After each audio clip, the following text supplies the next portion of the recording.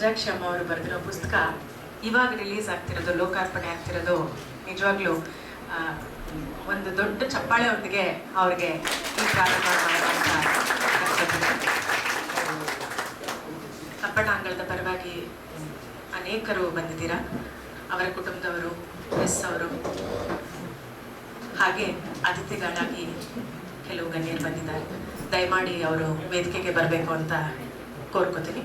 ಮೊದಲನೇದಾಗಿ ಈಗ 2 ದಿವಸದ ಹಿಂದೆ ಸಾಹಿತ್ಯ ಶ್ರೀ ಪ್ರಶಸ್ತಿ ಅನೌನ್ಸ್ ಆಯಿತು. ಅದನ್ನು ಗೆದ್ಕೊಂಡಿರುವಂತಹ ಜೋಗಿ ಸರ್ ಅವರು ಬಂದಿದ್ದಾರೆ. ಖ್ಯಾತ ಲೇಖಕರು, ದಯವಿಟ್ಟು ಬಂದು ಸ್ಟೇಜ್ನ ನಮ್ಮ ಪ್ರೀತಿಯ ನಾದಾ ಸರ್ ಇದ್ದಾರೆ, ದಯವಿಟ್ಟು ಅವರು ಸ್ಟೇಜ್ ಮೇಲೆ ಬರಬೇಕು ಅಂತ ಹೇಳ್ಕೊತೀನಿ. ಡಾಕ್ಟರ್ ದಾಮೋದರ್ ಶೆಟ್ಟಿ ಅವರು ನಿವೃತ್ತ ಪ್ರಾಧ್ಯಾಪಕರು, ಕೇಂದ್ರ ಸಾಹಿತ್ಯ ಅಕಾಡೆಮಿ ಪ್ರಶಸ್ತಿ ವಿಜೇತರು, ಖ್ಯಾತ ಲೇಖಕರು, ದಯಮಾಡಿ ಸ್ಟೇಜ್ಗೆ ಬರಬೇಕು, ಕೂತ್ಕೋಬೇಕು ಅಂತ ಹೇಳ್ಕೊತೀನಿ. ಇವರನ್ನ ಗೆಸ್ಟ್ ಅಂತ ಹೇಳೋಕ್ಕಾಗಲ್ಲ, ಆದರೆ ಅವ್ರು ಇಲ್ಲದೇ ಇದ್ದರೆ ಬಹುಶಃ ಕರ್ನಾಟಕದ ಸಾಂಸ್ಕೃತಿಕ ಲೋಕದ ಕಾರ್ಯಕ್ರಮಗಳು ಮುಂದೆ ಅವರಿಗೆಲ್ಲ ಅನಿಸುತ್ತೆ. ನಮ್ಮ ತಂದೆಯವರು ಶ್ರೀ ಶ್ರೀನಿವಾಸ್ ಜಿ ಕಪ್ಪಣ್ಣ ಅವರು ಸ್ಟೇಜ್ ಮೇಲೆ ಬರಬೇಕು ಅಂತ ಕೇಳ್ಕೊತೀನಿ. ಇವತ್ತಿನ ಕಥಾನಾಯಕಿ ಮಂಜಾಕ್ಷಿ ಅಮ್ಮ ಅವ್ರನ್ನ ಅವರ ಹಿರಿಯ ಮಗ ರವೀಂದ್ರನಾಥ್ ಅವರು ಅವರನ್ನು ಕರ್ಕೊಂಡು ಸ್ಟೇಜ್ ಮೇಲೆ ಬರಬೇಕು ಅಂತ ಕೇಳ್ಕೊತೀನಿ.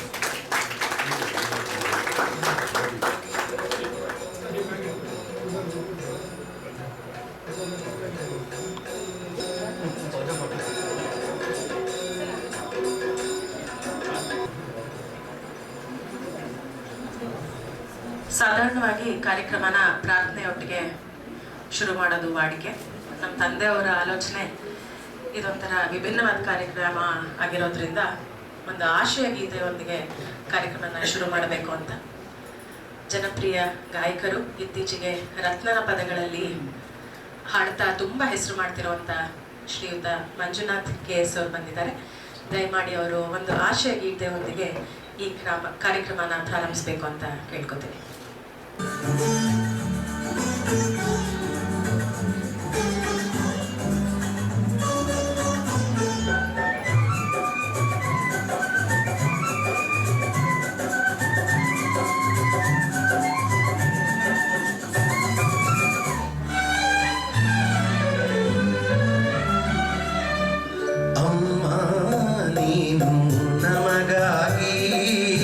ಸಾವಿರ ವರುಷ ಸುಖವಾಗಿ ಬಾಳಲೇಬೇಕು ಈ ಮನೆ ಬೆಳಕಾಗಿ. ಅಮ್ಮ ನೀನು ನಮಗಾಗಿ ಸಾವಿರ ವರುಷ ಸುಖವಾಗಿ ಬಾಳಲೇಬೇಕು ಈ ಮನೆ ಬೆಳಕಾಗಿ. ಅಮ್ಮ ನೀನು ನಮಗಾಗಿ ಸಾವಿರ ವರುಷ ಸುಖವಾಗಿ.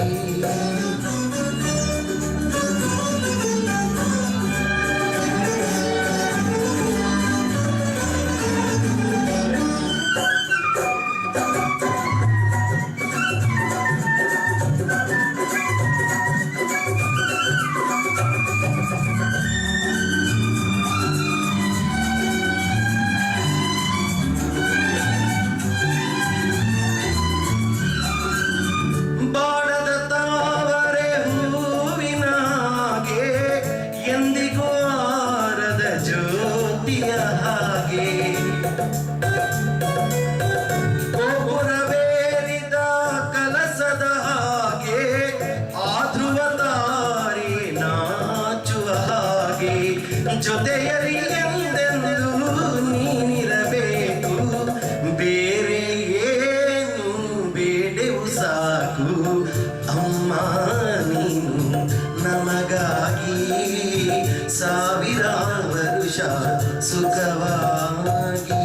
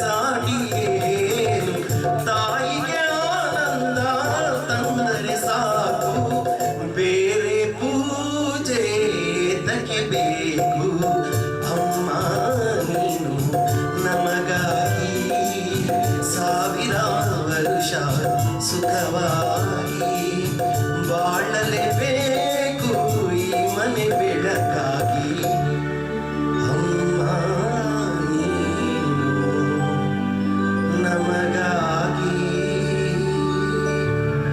ಸಾವಿರ ವರುಷ ಸುಖವಾಗಿ.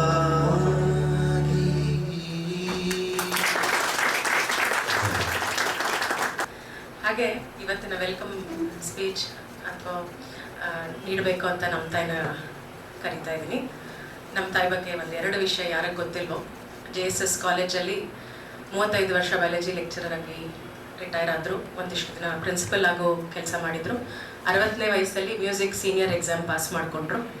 ಹಾಗೂ ಈ ಕಪ್ಪಣ್ಣ ಅಂಗಳದ ಎಂಟೈರ್ ಜವಾಬ್ದಾರಿ ನಮ್ಮ ತಂದೆ ಸ್ಥಳ ಕೊಟ್ಬಿಟ್ರೆ ಅಷ್ಟೇ, ಕೈಗೆ ಸಿಗಲ್ಲ. ಅವರು ನಡ್ಸ್ಕೊಂಡು ಹೋಗ್ತಿರೋದು ಪೂರ್ತಿಯಾಗಿ ನಮ್ಮ ತಾಯಿ. ದಯಮಾಡಿ ಅವ್ರು ಬಂದು ಇವತ್ತಿನ ವೆಲ್ಕಮ್ ಸ್ಪೀಚ್ ಕೊಡಬೇಕು ಅಂತ ಕೇಳ್ಕೊತೀನಿ.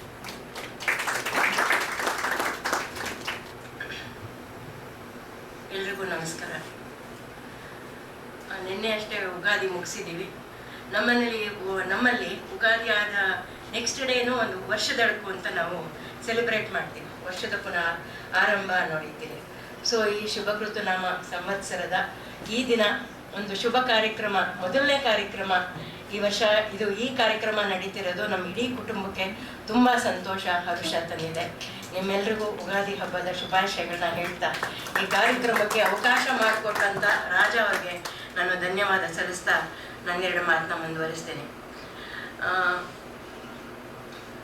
ಒಂದು ರಾಜ ಮತ್ತು ಲೂಸಿ ಶ್ರೀಧರ್ ಅವರ ಸಂಬಂಧ ಸುಮಾರು 35-40 ವರ್ಷದ ಹಳೆಯದು. ಸೊ ನಮಗೆ ಮಂಗಳೂರು ಅಂದರೆ ಜ್ಞಾಪಕ ಬರೋದು ರಾಜ ಮತ್ತು ಲೂಸಿ ಅವರು. ಇವಾಗ ಬೆಂಗಳೂರು ಬಂದ್ಬಿಟ್ಟಿದ್ದಾರೆ, ಆದರೂ ಅವ್ರು ಮಂಗಳೂರಿನವರೇನೆ. ಅವರು ಈಗ 1-2 ತಿಂಗಳ ಕೆಳಗಡೆ ರಾಜ ಅವ್ರು ಬಂದು ನಾವು ಒಂದು ಕಾರ್ಯಕ್ರಮ, ಈ ಥರ ಅಮ್ಮ ಒಂದು ಪುಸ್ತಕ ಬರೆದಿದ್ದಾರೆ, ಹೌದಾ ಅಂತ ಕೇಳಿದೆ. ನಾನು ಎಷ್ಟು ಏಜ್ಡು ಏನು ಬರೆದಿದ್ದಾರೆ, ಯಾವುದ್ರ ಇಲ್ಲ, ಅವ್ರ ಲೈಫ್ ಬಗ್ಗೆನೇ ಬರೆದಿದ್ದಾರೆ ಅಂತ. ಹೌದಾ, ಆಮೇಲೆ ಎಷ್ಟು ವರ್ಷ ವಯಸ್ಸು ಅಂದರೆ 85 ಅಂದರು. ನನಗೆ ಸುಸ್ತಾಗ್ಬಿಟ್ಟೆ, ಬರೆದ್ರೆ 85 ಒಳಗೆ ಅವರು ಅಂತ. ಹೌದು, ಒಂದು ಕಂಡೀಷನ್ ಅವ್ರನ್ನ ಬರೆಯೋ ಹಾಗೆ ಮಾಡ್ತು ಅವ್ರಿಗೆ ಅಂತ ಹೇಳಿದ್ರು. ಅವ್ರಿಗೇನೋ ಒಂದು ಸಣ್ಣ ಹೆಲ್ತ್ ಒಳಗೆ ಒಂದು ತೊಂದರೆ ಆಗಿತ್ತು. ಇದ್ರೊಳಗೆ ಅವ್ರಿಗೆ ಮಾತು ಮತ್ತು ಇದು ಕನೆಕ್ಟ್ ಮಾಡ್ಕೊಳಕ್ಕೆ ಆಗ್ತಾ ಇಲ್ಲ. ಅದಕ್ಕೆ ಮೆಮೊರಿ ಥರ ಅವರು ಅದನ್ನು ಬಲವಂತವಾಗಿ ಒಂದು ಬರೆಯೋ ಅಭ್ಯಾಸನ ಮಾಡ್ಕೊಳಕ್ಕೆ ಶುರು ಮಾಡಿದ್ರು. ಬರೆದು ಆ ಚೀಟಿನೆಲ್ಲ ಬಿಸಾಕ್ತಾ ಇದ್ರು ಬರ್ದಿದ್ದನ್ನ. ಆಮೇಲೆ ನಾನು ಹೋದಾಗ ಹೇಳಿದೆ ನಾನು ಅವ್ರಿಗೆ, ಅದನ್ನೆಲ್ಲ ಸಂಗ್ರಹ ಮಾಡಿ ಇನ್ನು ಮತ್ತೊಮ್ಮೆ ಬರೀರಿ ಅಂದರೆ ಅದನ್ನ ನೋಡಿದ್ರೆ ಕೊನೆಗೆ ಒಂದು ಪುಸ್ತಕ ಆಗೋಯ್ತು ಅಂತ. ಇದು ಎಂಥ ಚಾಲೆಂಜ್, ಯಾವುದೇ ಮಹಿಳೆಗಾಗಲಿ ಯಾವುದೇ ಒಬ್ಬ ವ್ಯಕ್ತಿಗಾಗಲಿ ಅಂಥ ಒಂದು ಪರಿಸ್ಥಿತಿ ಒಳಗೆ ತಾನು ಬರಿಬೇಕು ಅನ್ನೋ ಒಂದು ಮನಸ್ಥಿತಿ ಬಂತಲ್ಲ, ಅದು ನಿಜವಾಗ್ಲೂ ತುಂಬ ಒಂಥರ ಎಷ್ಟು ಖುಷಿ ಆಯಿತು ಅಂದರೆ ಇದು ಸಾಧ್ಯ ಆಗುತ್ತೆ ಅನ್ನೋದಕ್ಕೆ ನಮ್ಮೆಲ್ರಿಗೂ ಅವರು ಒಂದು ಇನ್ಸ್ಪಿರೇಷನ್ ಅಂತು. ಖಂಡಿತ ಈ ಕಾರ್ಯಕ್ರಮನ ನಮ್ಮ ಅಂಗಳದೊಳಗೆ ಮಾಡೋಣ, ಬೇರೆ ಎಲ್ಲೂ ಬೇಡ. ನೀವು ಅವತ್ತು ಗೆಸ್ಟಾಗಿ ಬನ್ನಿ ಅಂತ ಹೇಳಿದೆ. ಸೊ ಅವ್ರು ಗೆಸ್ಟಾಗಿ ಬಂದಿದ್ದಾರೆ. ನೆನ್ನೆನೂ ಫೋನ್ ಮಾಡಿ ನಮ್ಮಲ್ಲಿ ಕಾರ್ಯಕ್ರಮ ಇದೆ ಬನ್ನಿ ಅಂತ ಹೇಳಿದ್ದಕ್ಕೆ ಬಂದಿದ್ದಾರೆ ರಾಜ ಕುಟುಂಬದವರು. ಮತ್ತು ಇದು ನಮಗೆ ತುಂಬ ಹರ್ಷ ತರುವಂಥ ಒಂದು ಸಂದರ್ಭ. ಒಬ್ಬ ಮಹಿಳೆ ಎಷ್ಟು 7 ಜನ ಮಕ್ಕಳು, 5 ಜನ ಗಂಡು ಮಕ್ಕಳು, 2 ಹೆಣ್ಣು ಮಕ್ಕಳು, ಅವರು ಸೊಸೆಯಂದಿರು, ಅಳಿಯಂದಿರು, ಮತ್ತು 7-8 ಜನ ಮೊಮ್ಮಕ್ಕಳು, ಇವ್ರನ್ನೆಲ್ಲ ನಿಭಾಯಿಸ್ಕೊಂಡು ಬದುಕಿನ ಏರು ಇಳಿತಾಯಿಗಳನ್ನೆಲ್ಲ ದಾಟ್ತಾ ಬಂದು ಎಷ್ಟು ಸುಂದರವಾದ ಬದುಕು ಕೊನೆಗೆ ಎಲ್ಲಿ ಬಂದು ನಿಂತಿದೆ ಅಂದರೆ ಇವತ್ತು ಎಲ್ಲ ಕುಟುಂಬದವರು ಇಲ್ಲಿ ಬಂದು ಅವರ ಮುಂದೆ ಅವರ ಸಾರ್ಥಕತೆನ ನಾವು ಪಡ್ಕೊಳ್ತಾ ಇದ್ದೀವಿ. ಅವ್ರ ಸಾರ್ಥಕತೆ ಅಲ್ಲ, ನಮ್ಮ ಸಾರ್ಥಕತೆ. ಇದಕ್ಕೊಂದು ಸಾಧ್ಯ ಆಯ್ತಲ್ಲ, ಅಮ್ಮನ್ನ ಇಲ್ಲಿ ಕೂಡಿಸಿ ನಾವು ಅವರ ಬೆಳವಣಿಗೆನ ನಾವು ನೋಡಿ ನಾವೆಲ್ಲ ಸಂತೋಷ ಪಡುವಂಥ ಒಂದು ಸಂದರ್ಭ ಕ್ರಿಯೇಟ್ ಆಯ್ತಲ್ಲ. ಅದಕ್ಕೆ ನಿಜವಾಗ್ಲೂ ನಾವು ಇವತ್ತು ಕೂತಿರೋರು, ನಾವು ಅವ್ರನ್ನ ನೋಡ್ತಿರೋರು, ನಾವೆಲ್ಲರೂ ಇವತ್ತು ಧನ್ಯರು ಅಂತ ನನಗನ್ಸಿದೆ. ಮತ್ತು ವನಜಾಕ್ಷಮ್ಮ ಅವ್ರನ್ನ ನಾನು ಸುಮ್ಮನೆ ಅವ್ರ ಪುಸ್ತಕ ಕಣ್ಣು ಹಾಯಿಸಿದಾಗ ಅವರು ಬರ್ದಿರೋ ದಾಟಿ ಮತ್ತೆಲ್ಲ ಮಾತಾಡ್ದಂಗೆ ಅನ್ನಿಸ್ತು ನನಗೆ. ಎಷ್ಟು ಸುಲಭವಾಗಿ ಸುಲಲಿತವಾಗಿ ಹೇಳ್ತಾ ಹೋಗ್ತಾರೆ ಅಂದರೆ ಅವ್ರ ಪ್ರಯಾಣನ ನೆನೆಸ್ಕೊಂಡ್ರೆ ಹೀಗೆಲ್ಲ ಸಾಧ್ಯನ ಅನಿಸ್ಬಿಡುತ್ತೆ. ಅಷ್ಟು ಎಲ್ಲೋ ಒಂದು ಕಡೆ ತುಂಬ ನೋವುಗಳು ಜಾಸ್ತಿ ಇರುತ್ತೆ, ಸುಖಗಳ ಕಡಿಮೆ ಇರುತ್ತೆ. ಬಟ್ ಅದನ್ನೆಲ್ಲ ದಾಟಿ ಇವತ್ತು ಅವ್ರ ಜೀವನನೂ ಅವ್ರು ಎಷ್ಟು ಸಾರ್ಥಕವಾಗಿ ನಡೆಸಿದ್ದಾರೆ. ನಮಗೆ ನಿಜವಾಗ್ಲೂ ವನಜಾಕ್ಷಮ್ಮ ಅವರು ಎಲ್ಲರಿಗೂ ಪ್ರತಿಯೊಬ್ಬರಿಗೂ ಇಲ್ಲಿ ಒಂದು ಮಾದರಿ ಆಗಿದ್ದಾರೆ. ಸೊ ಬದುಕನ್ನು ಹೇಗೆ ಸುಂದರವಾಗಿ ಮಾಡ್ಕೋಬೋದು, ಕಷ್ಟ ಬಂದ ತಕ್ಷಣ ಕುಗ್ಗಿದೆ ಸುಂದರವಾಗಿ ಮತ್ತೆ ಒಂದು ಸುಂದರವಾದ ಒಂದು ಬ್ಯೂಟಿಫುಲ್ ದಿನ ಬರುತ್ತೆ ಅಂತ ಎಲ್ಲರಿಗೂ ಒಂದು ಆಶಯ, ಒಂದು ಭರವಸೆ ಕೊಡ್ತಾ ಬರ್ತಾರೆ. ಸೊ ಅದು ನನಗೆ ತುಂಬ ಇಷ್ಟ ಆಯಿತು. ಮೊದಲನೇದಾಗಿ ವನಜಾಕ್ಷಿ ಅಮ್ಮವ್ರನ್ನ ಮತ್ತು ಅವ್ರ ಎಲ್ಲ ಮಕ್ಕಳನ್ನ, ಮೊಮ್ಮಕ್ಕಳನ್ನ, ಸೊಸೆಯಂದ್ರ, ಅಳಿಯಂದ್ರನ್ನ ಎಲ್ಲರನ್ನೂ ಮೊದಲನೇದಾಗಿ ಅವ್ರನ್ನ ಪ್ರೀತಿಪೂರ್ವಕವಾಗಿ ಸ್ವಾಗತ ಮಾಡ್ತೇನೆ. ಮತ್ತು ಈ ಕಾರ್ಯಕ್ರಮಕ್ಕೆ ಜೋಗಿ ಅವರು ಬಂದಿರೋದು ಒಂದು ಘನತೆ ತಂದಿದೆ. ಅವರು ತುಂಬ ಆತ್ಮೀಯರು, ನಮ್ಮ ಮನೆಯವ್ರಿಗೆ ಭಾರಿ ಫ್ರೆಂಡ್ ಅವರು. ಆಮೇಲೆ ಇವಾಗ ಕನ್ನಡಪ್ರಭ ಮ್ಯಾಗಝೈನ್ ಎಡಿಟರ್ ಆಗಿದ್ದಾರೆ. ಮತ್ತು ಪ್ರಶಸ್ತಿಗಳ ಇತ್ತೀಚೆಗಷ್ಟೇ ಒಂದು ಪ್ರಶಸ್ತಿನೂ ಬಂದಿದೆ. ಈಗ ಕೇಳಿದೆ ಸರ್ ಪಾರ್ಟಿ ಯಾವಾಗ ಅಂದರೆ ನಿಮ್ಮ ಮನೆಯಲ್ಲೇ ಮಾಡೋಣ ಅಂದ್ಬಿಟ್ರು. ಸೊ ಅಲ್ಲಿಗೆ ಪ್ರಾಬ್ಲಮ್ ಸಾಲ್ವ್ ಆಗೋಯ್ತು. ಸೊ ತಮಗೆ ಆತ್ಮೀಯ ಸ್ವಾಗತ ಸರ್. ಈ ನಾದಾ ಸರ್ ಅವರು ಸುಮ್ಮನೆ ಹೆಸರಿಗೆ ಬೆಂಗಳೂರಿನವರು, ಆದರೆ ಅವ್ರು ಮಂಗಳೂರವರೇ ಅವರು. ಸೊ ನಮ್ಮ ಸಂಸಾರದ ನಾದ ಅವರು. ಸೊ ಅವ್ರು ಇಲ್ಲದೆ ಇದ್ರೆ ಯಾವುದೋ ನಮಗೆ ಎಲ್ಲೋ ಮಿಸ್ ಆಗ್ತಾ ಇದೆ, ನಾವೇನೋ ಒಂದು ನಾದನ ಕಳ್ಕೊಂಡಿದ್ದೀವಿ ಅಂತಿರುತ್ತೆ. ಸೊ ಆಗಾಗ ನಾನು ಸ್ವಲ್ಪ ಫೋನ್ ಮಾಡ್ತಾ ಇರ್ತೀನಿ. ಅವರು ನಮ್ಮಲ್ಲಿ ಒಂದು ಒಳ್ಳೆಯ ಸಂಬಂಧ ಇಟ್ಕೊಂಡಿದ್ದಾರೆ. ಸೊ ಸರ್ ತಮಗೂ ಈ ಕಾರ್ಯಕ್ರಮಕ್ಕೆ ಇನ್ನೊಬ್ಬರನ್ನಂತೂ ಪರಿಚಯ ಮಾಡಲೇಬೇಕು, ನಮ್ಮ ಯಜಮಾನರು. ಅವ್ರು ಹೇಳ್ತಾರೆ ಇನ್ನೇ ಲೈಟರ್ ಸೆನ್ಸ್ ಅಷ್ಟೇನೆ, ಈ ಕಬ್ಬಣ್ಣಗಳ ಬುಕ್ ಮಾಡೋಕ್ಕೆಲ್ಲ ಬರ್ತಾರೆ. ಅವಾಗ ಅವ್ರು ಕೇಳ್ತಾರೆ ನಾವು ಇವ್ರ ಗೆಸ್ಟ್ ಆಗ. ಆಮೇಲೆ ಕೆಲವ್ರು ನಮ್ಮ ಮನೆಯವ್ರು ಹೋಗ್ತಾರೆ, ಸರ್ ನೀವೇ ಗೆಸ್ಟ್ ಆಗಿ ಬಂದ್ಬಿಡಿ ಸರ್ ಅಂತ. ಅದಕ್ಕೆ ಕಬ್ಬಣ್ಣಗಳ ಬುಕ್ ಮಾಡಿದವ್ರಿಗೆ ಸ್ಪೆಷಲ್ ಡಿಸ್ಕೌಂಟ್ ಕೊಡೋ ಗೆಸ್ಟ್ ಆದ್ರೂ ನಾವು ಅವ್ರನ್ನ ಗೆಸ್ಟನ್ನು ಸೆಲಿಬ್ರಿಟಿನೂ ಕೊಟ್ಬಿಡ್ತೀವಿ ಅಂತ ಹೇಳ್ತಾರೆ, ತಮಾಷೆ ಮಾಡ್ತಿರ್ತಾರೆ. ಬಟ್ ಅದು ಇವತ್ತಿನ ಸಮಾರಂಭಕ್ಕೆ ಅಂತ ಅವರು ಅರ್ಥ ಅಂದರೆ ಅವ್ರಿಗೆ ತುಂಬ, ಯಾಕಂದರೆ ಇಡೀ ಕುಟುಂಬ ಅವರಿಗೆ ಪರಿಚಯ ಇರೋದ್ರಿಂದ. ಸೊ ಅವರು ಅಧ್ಯಕ್ಷತೆ ವಹಿಸಿರೋದಕ್ಕೆ ಅವ್ರಿಗೂ ನಿಮ್ಮೆಲ್ಲರ ನನ್ನ ಪರವಾಗಿ ಪ್ರೀತಿಪೂರ್ವಕ ಸ್ವಾಗತ. ಮತ್ತೆ ರಾಜ ಅವರು ದೊಡ್ಡಣ್ಣ ರವೀಂದ್ರನಾಥ್ ಅವರು ವೇದಿಕೆ ಮೇಲೆ ಕೂತಿದ್ದಾರೆ. ಅವ್ರಿಗೂ ಪ್ರೀತಿಪೂರ್ವಕ ಸ್ವಾಗತ ಹೇಳಿ ನನ್ನ ಪುಟ್ಟ ಮಾತನ್ನ ಮುಗಿಸ್ತೇನೆ. ನಮಸ್ಕಾರ. ಡಾಕ್ಟರ್ ನಾ ದಾಮೋದರ್ ಶೆಟ್ಟಿ ಅವರು ನಿವೃತ್ತ ಪ್ರಾಧ್ಯಾಪಕರು, ಕೇಂದ್ರ ಸಾಹಿತ್ಯ ಅಕಾಡೆಮಿ ಪ್ರಶಸ್ತಿ ವಿಜೇತ ಲೇಖಕರು, ಖ್ಯಾತ ಲೇಖಕರು. ಮಂಗಳೂರಿನ ಸಾಕಷ್ಟು ಸಾಂಸ್ಕೃತಿಕ ಚಟುವಟಿಕೆಗಳಲ್ಲಿ ತಮ್ಮನ್ನು ತೊಡಗಿಸ್ತಾ ಇದ್ದಾರೆ. ಇವತ್ತಿನ ಕಾರ್ಯಕ್ರಮದ ಬಗ್ಗೆ, ಇವತ್ತಿನ ಪುಸ್ತಕದ ಬಗ್ಗೆ 2 ಮಾತುಗಳನ್ನು ಮಾತಾಡಬೇಕು ಅಂತ ಕೇಳ್ಕೊತೀನಿ.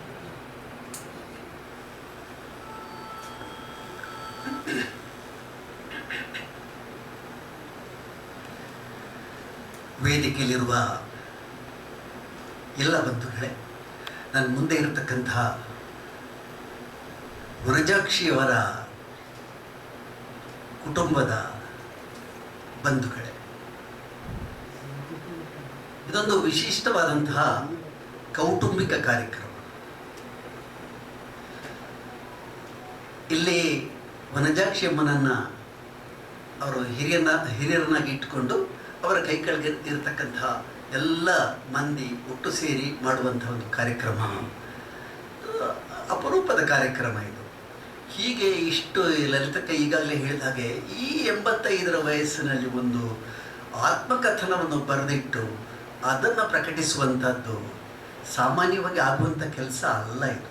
ಅಂದರೆ ಇವರು ಮೊದಲಿಂದಲೇ ಬರೀತಾ ಇದ್ದವರಾಗಿದ್ದರೆ ಒಂದು ಲೆಕ್ಕ ಬೇರೆ, ಮೊದಲಿನಿಂದ ಬರೀತಾ ಇದ್ದವರಲ್ಲ ಇವರು. ಇದ್ದಕ್ಕಿದ್ದ ಹಾಗೆ ಬರೀಲಿಕ್ಕೆ ಶುರು ಮಾಡೋದಿದೆಯಲ್ಲ, ಇದು ಒಂದು ವಿಶಿಷ್ಟವಾದಂಥ ಒಂದು ವಿಚಾರ. ಇದು ಈ ಥರ ಸಾಮಾನ್ಯವಾಗಿ ಆಗೋದಿಲ್ಲ. ಮಾತ್ರವಲ್ಲ, ಕೇವಲ ಕಡಿಮೆ 5ನೇ ಕ್ಲಾಸು ಕಲ್ತಿರ್ತಕ್ಕಂತಹ ವನಜಾಕ್ಷಮ್ಮ ಒಬ್ಬ ಸಾಹಿತಿ ಮಾಡುವಂಥ ಕೆಲಸವನ್ನು ಮಾಡಿರ್ತಕ್ಕಂಥದ್ದು ಅಭೂತಪೂರ್ವ.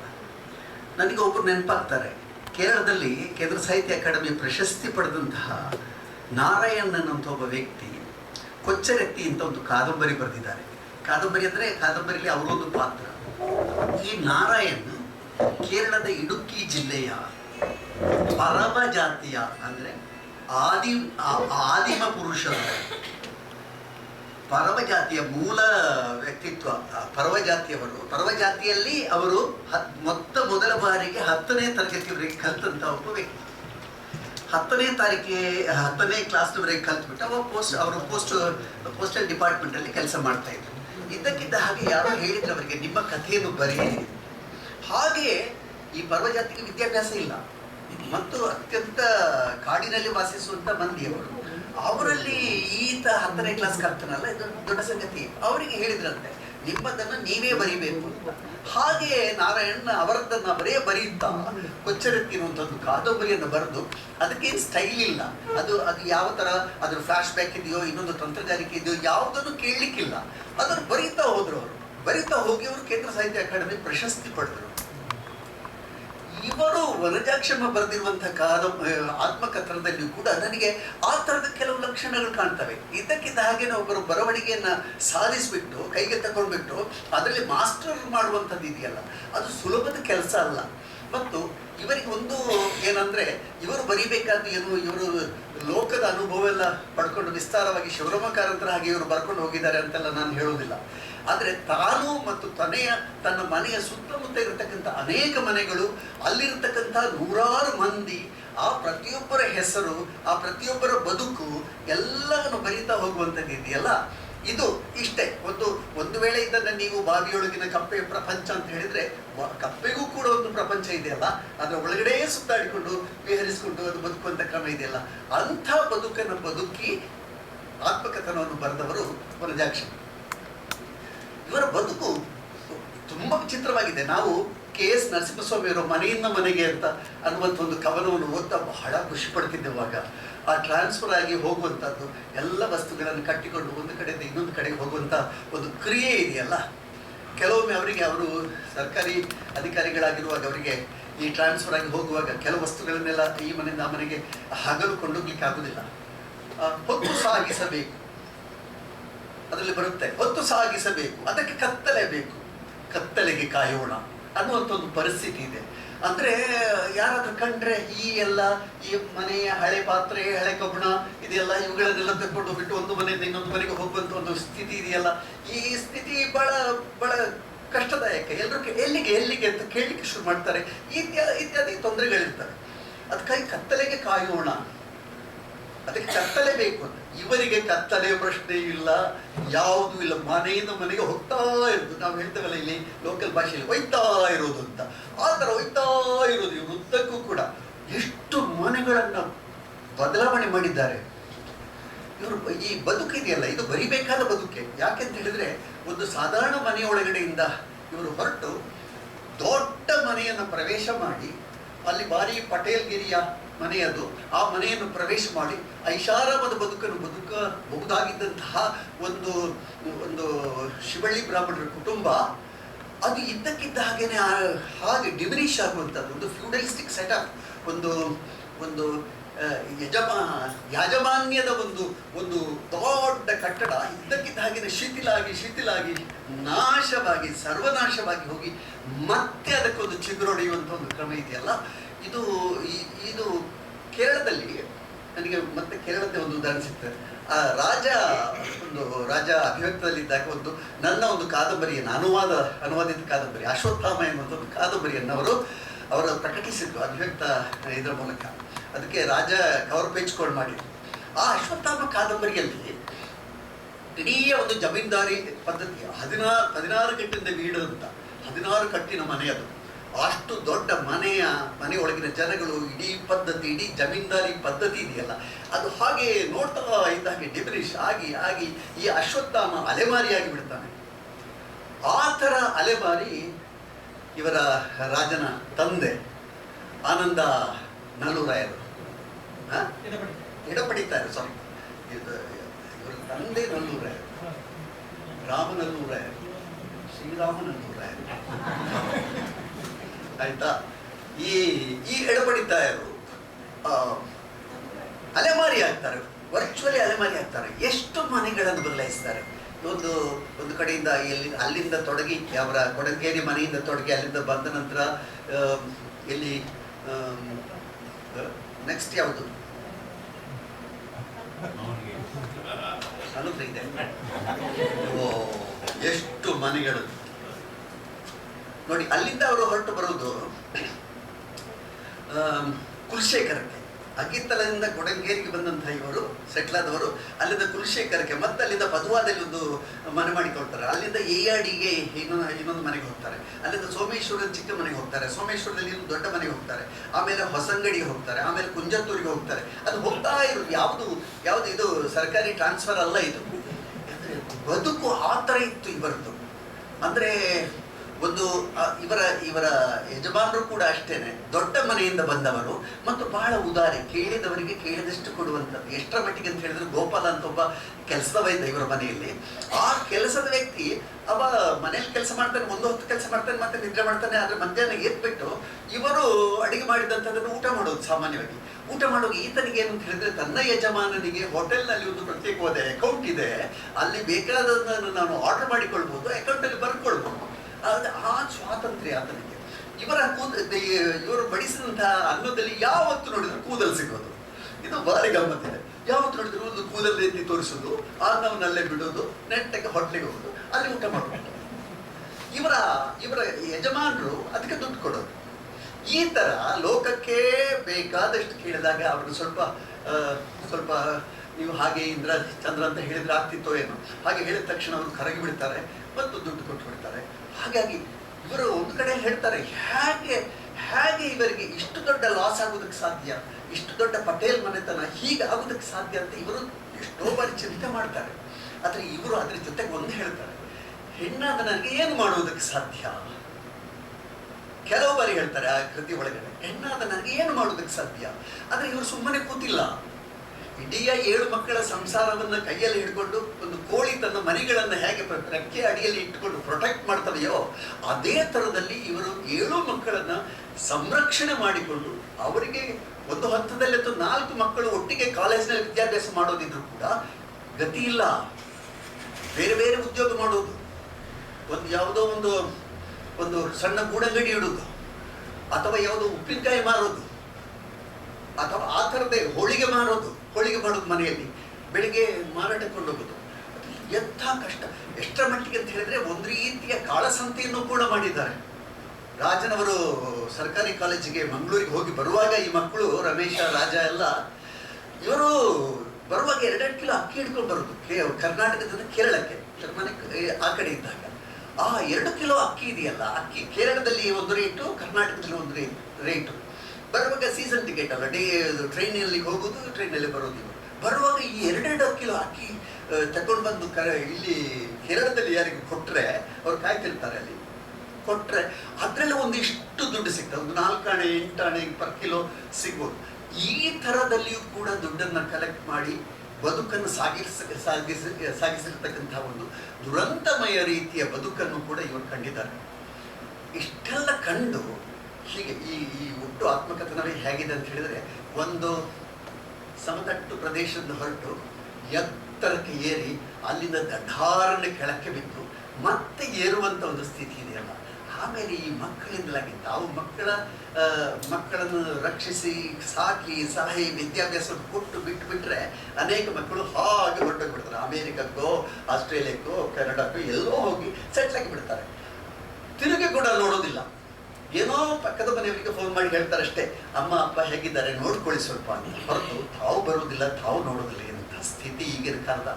ಈ ಒಂದು ಕಾಲದಲ್ಲಿ ಅವಿಭಕ್ತವಾಗಿದ್ದಂಥ ಕುಟುಂಬಗಳೆಲ್ಲ ಛಿದ್ರವಾಗಿ ಹೋದಂಥ ಈ ಪರಿಸ್ಥಿತಿಯಲ್ಲಿ ನಾವು ವಯಸ್ಸಾಗ್ತಾ ಇರತಕ್ಕಂಥ ಮಂದಿ ನಮ್ಮ ಮಕ್ಕಳು ನಮ್ಮಿಂದ ದೂರ ಹೋಗ್ತಾ ಇದ್ದಾರಲ್ಲ ಎನ್ನುವುದನ್ನು ನೆನೆದಾಗಿ ಹೇಗೆ ದುಃಖ ಪಡ್ತಾರೆ, ಆ ಥರದ ದುಃಖ ಪಡುವಂಥ ಸ್ಥಿತಿಗಿಂತ ತೀರ ಭಿನ್ನವಾದ ರೀತಿಯಲ್ಲಿ ಇವರ ಇಷ್ಟೂ ಮಕ್ಕಳು, ಇವರ ಇಷ್ಟೂ ಸೊಸೆಯಂದಿರು ಎಷ್ಟು ಪ್ರೀತಿಯಲ್ಲಿ ಇದ್ದಾರೆ ಎನ್ನುವುದನ್ನು ಇವರು ಅಲ್ಲಲ್ಲಿ ಹೇಳ್ತಾ ಹೋಗ್ತಾರೆ. ಒಬ್ಬೊಬ್ಬರ ಬಗ್ಗೆಯೂ ಕೂಡ ಒಳ್ಳೊಳ್ಳೆ ಮಾತುಗಳನ್ನು ಹೇಳ್ತಾರೆ. ನನಗೆ ಈ ಕೃತಿಯ ಒಳಗಡೆ 2 ನಿಮಿಷ, ಈ ಕೃತಿಯ ಒಳಗಡೆ ನಾನು ಮಾತಾಡಲಿಕ್ಕೆ ಬಿಟ್ರೆ ನಾನು, ಯಾಕಂದ್ರೆ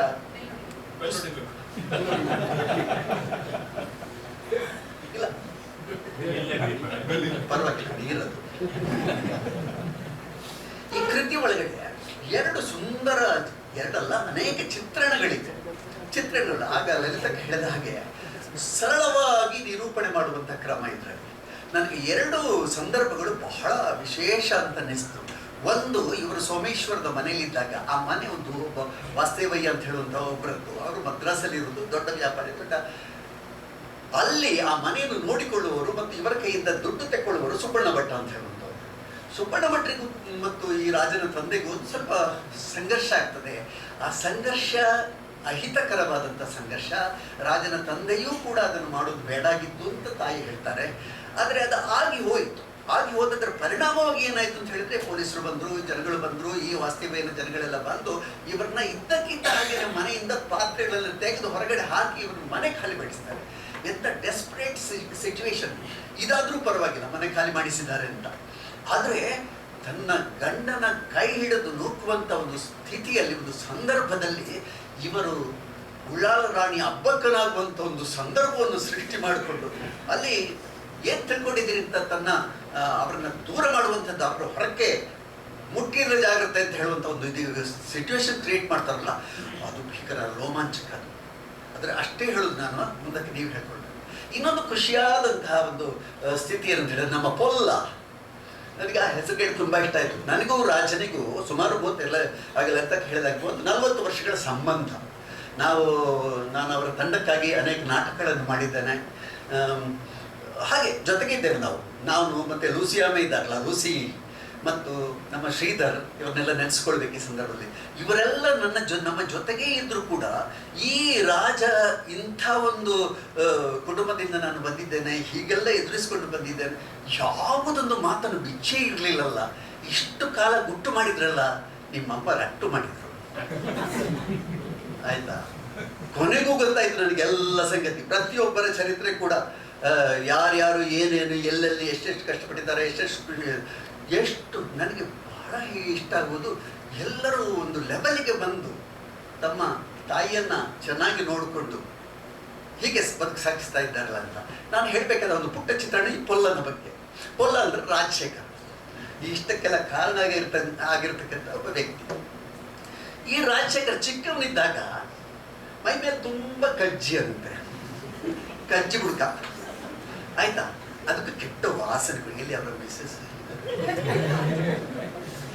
ಪರವಾಗಿಲ್ಲಲ್ಲ ಅಲ್ಲ, ಈಗಲೂ ಅವ್ರು ನೋಡಿ ಸ್ವಲ್ಪ ಇದೆಯಾ, ಕೆಟ್ಟ ವಾಸನೆ ಬರೋದಂತೆ, ದರಿದ್ರ ವಾಸನೆ. ಈ ವಾಸನೆಯನ್ನು ಸಹಿಸ್ಲಿಕ್ಕೆ ಸಾಧ್ಯ ಇಲ್ಲ, ಕ್ಲೀನ್ ಮಾಡೋದು ಹೀಗೆ. ಒಂದು ದಿವಸ ಅದು ಬಹಳ ಮಜಾ ಇದೆ. ಈ ಹುಡುಗ, ಈ ಮಗು ತೊಟ್ಟಿಲಲ್ಲಿ ಫುಲ್ ಹೊರಕಟೆ ಮಾಡಿಬಿಟ್ಟು, ಆ ಹೊರಕಟೆ ಮಧ್ಯದಲ್ಲಿ ಗಜಿಬಿಜಿ ಹೊರಕಟೆ ಅಂತ ಗೊತ್ತಾಯ್ತಲ್ಲ, ಮಲ ವಿಸರ್ಜನೆ ಮಾಡಿಬಿಟ್ಟು ಅದರ ಮಧ್ಯದಲ್ಲಿ ಗಜಿಬಿಜಿ ಮಾಡಿಕೊಂಡು ಇದ್ದಾರೆ ಈ ಮಗು. ವಿಶೇಷ ಏನು ಅಂತ ಹೇಳಿದ್ರೆ, ಆ ವಾಸನೆಯ ಹೊಲ್ಲ ನಮ್ಮ ಮೈಯಲ್ಲಿದ್ದಂಥ ಕಜ್ಜಿಗೆ ಅನೇಕ ರೀತಿಯ ಮದ್ದು ಮಾಡಿದ್ರು ಕೂಡ ಅದು ಗುಣ ಆಗದೇ ಇದ್ರು ಕೂಡ ಈ ಹೊರಕಟೆ ಇದೆಯಲ್ಲ, ಅದು ಹೊರಗಡೆ ಹೋಗುವಂಥ ವಸ್ತು. ಅದು ಒಳಗಡೆ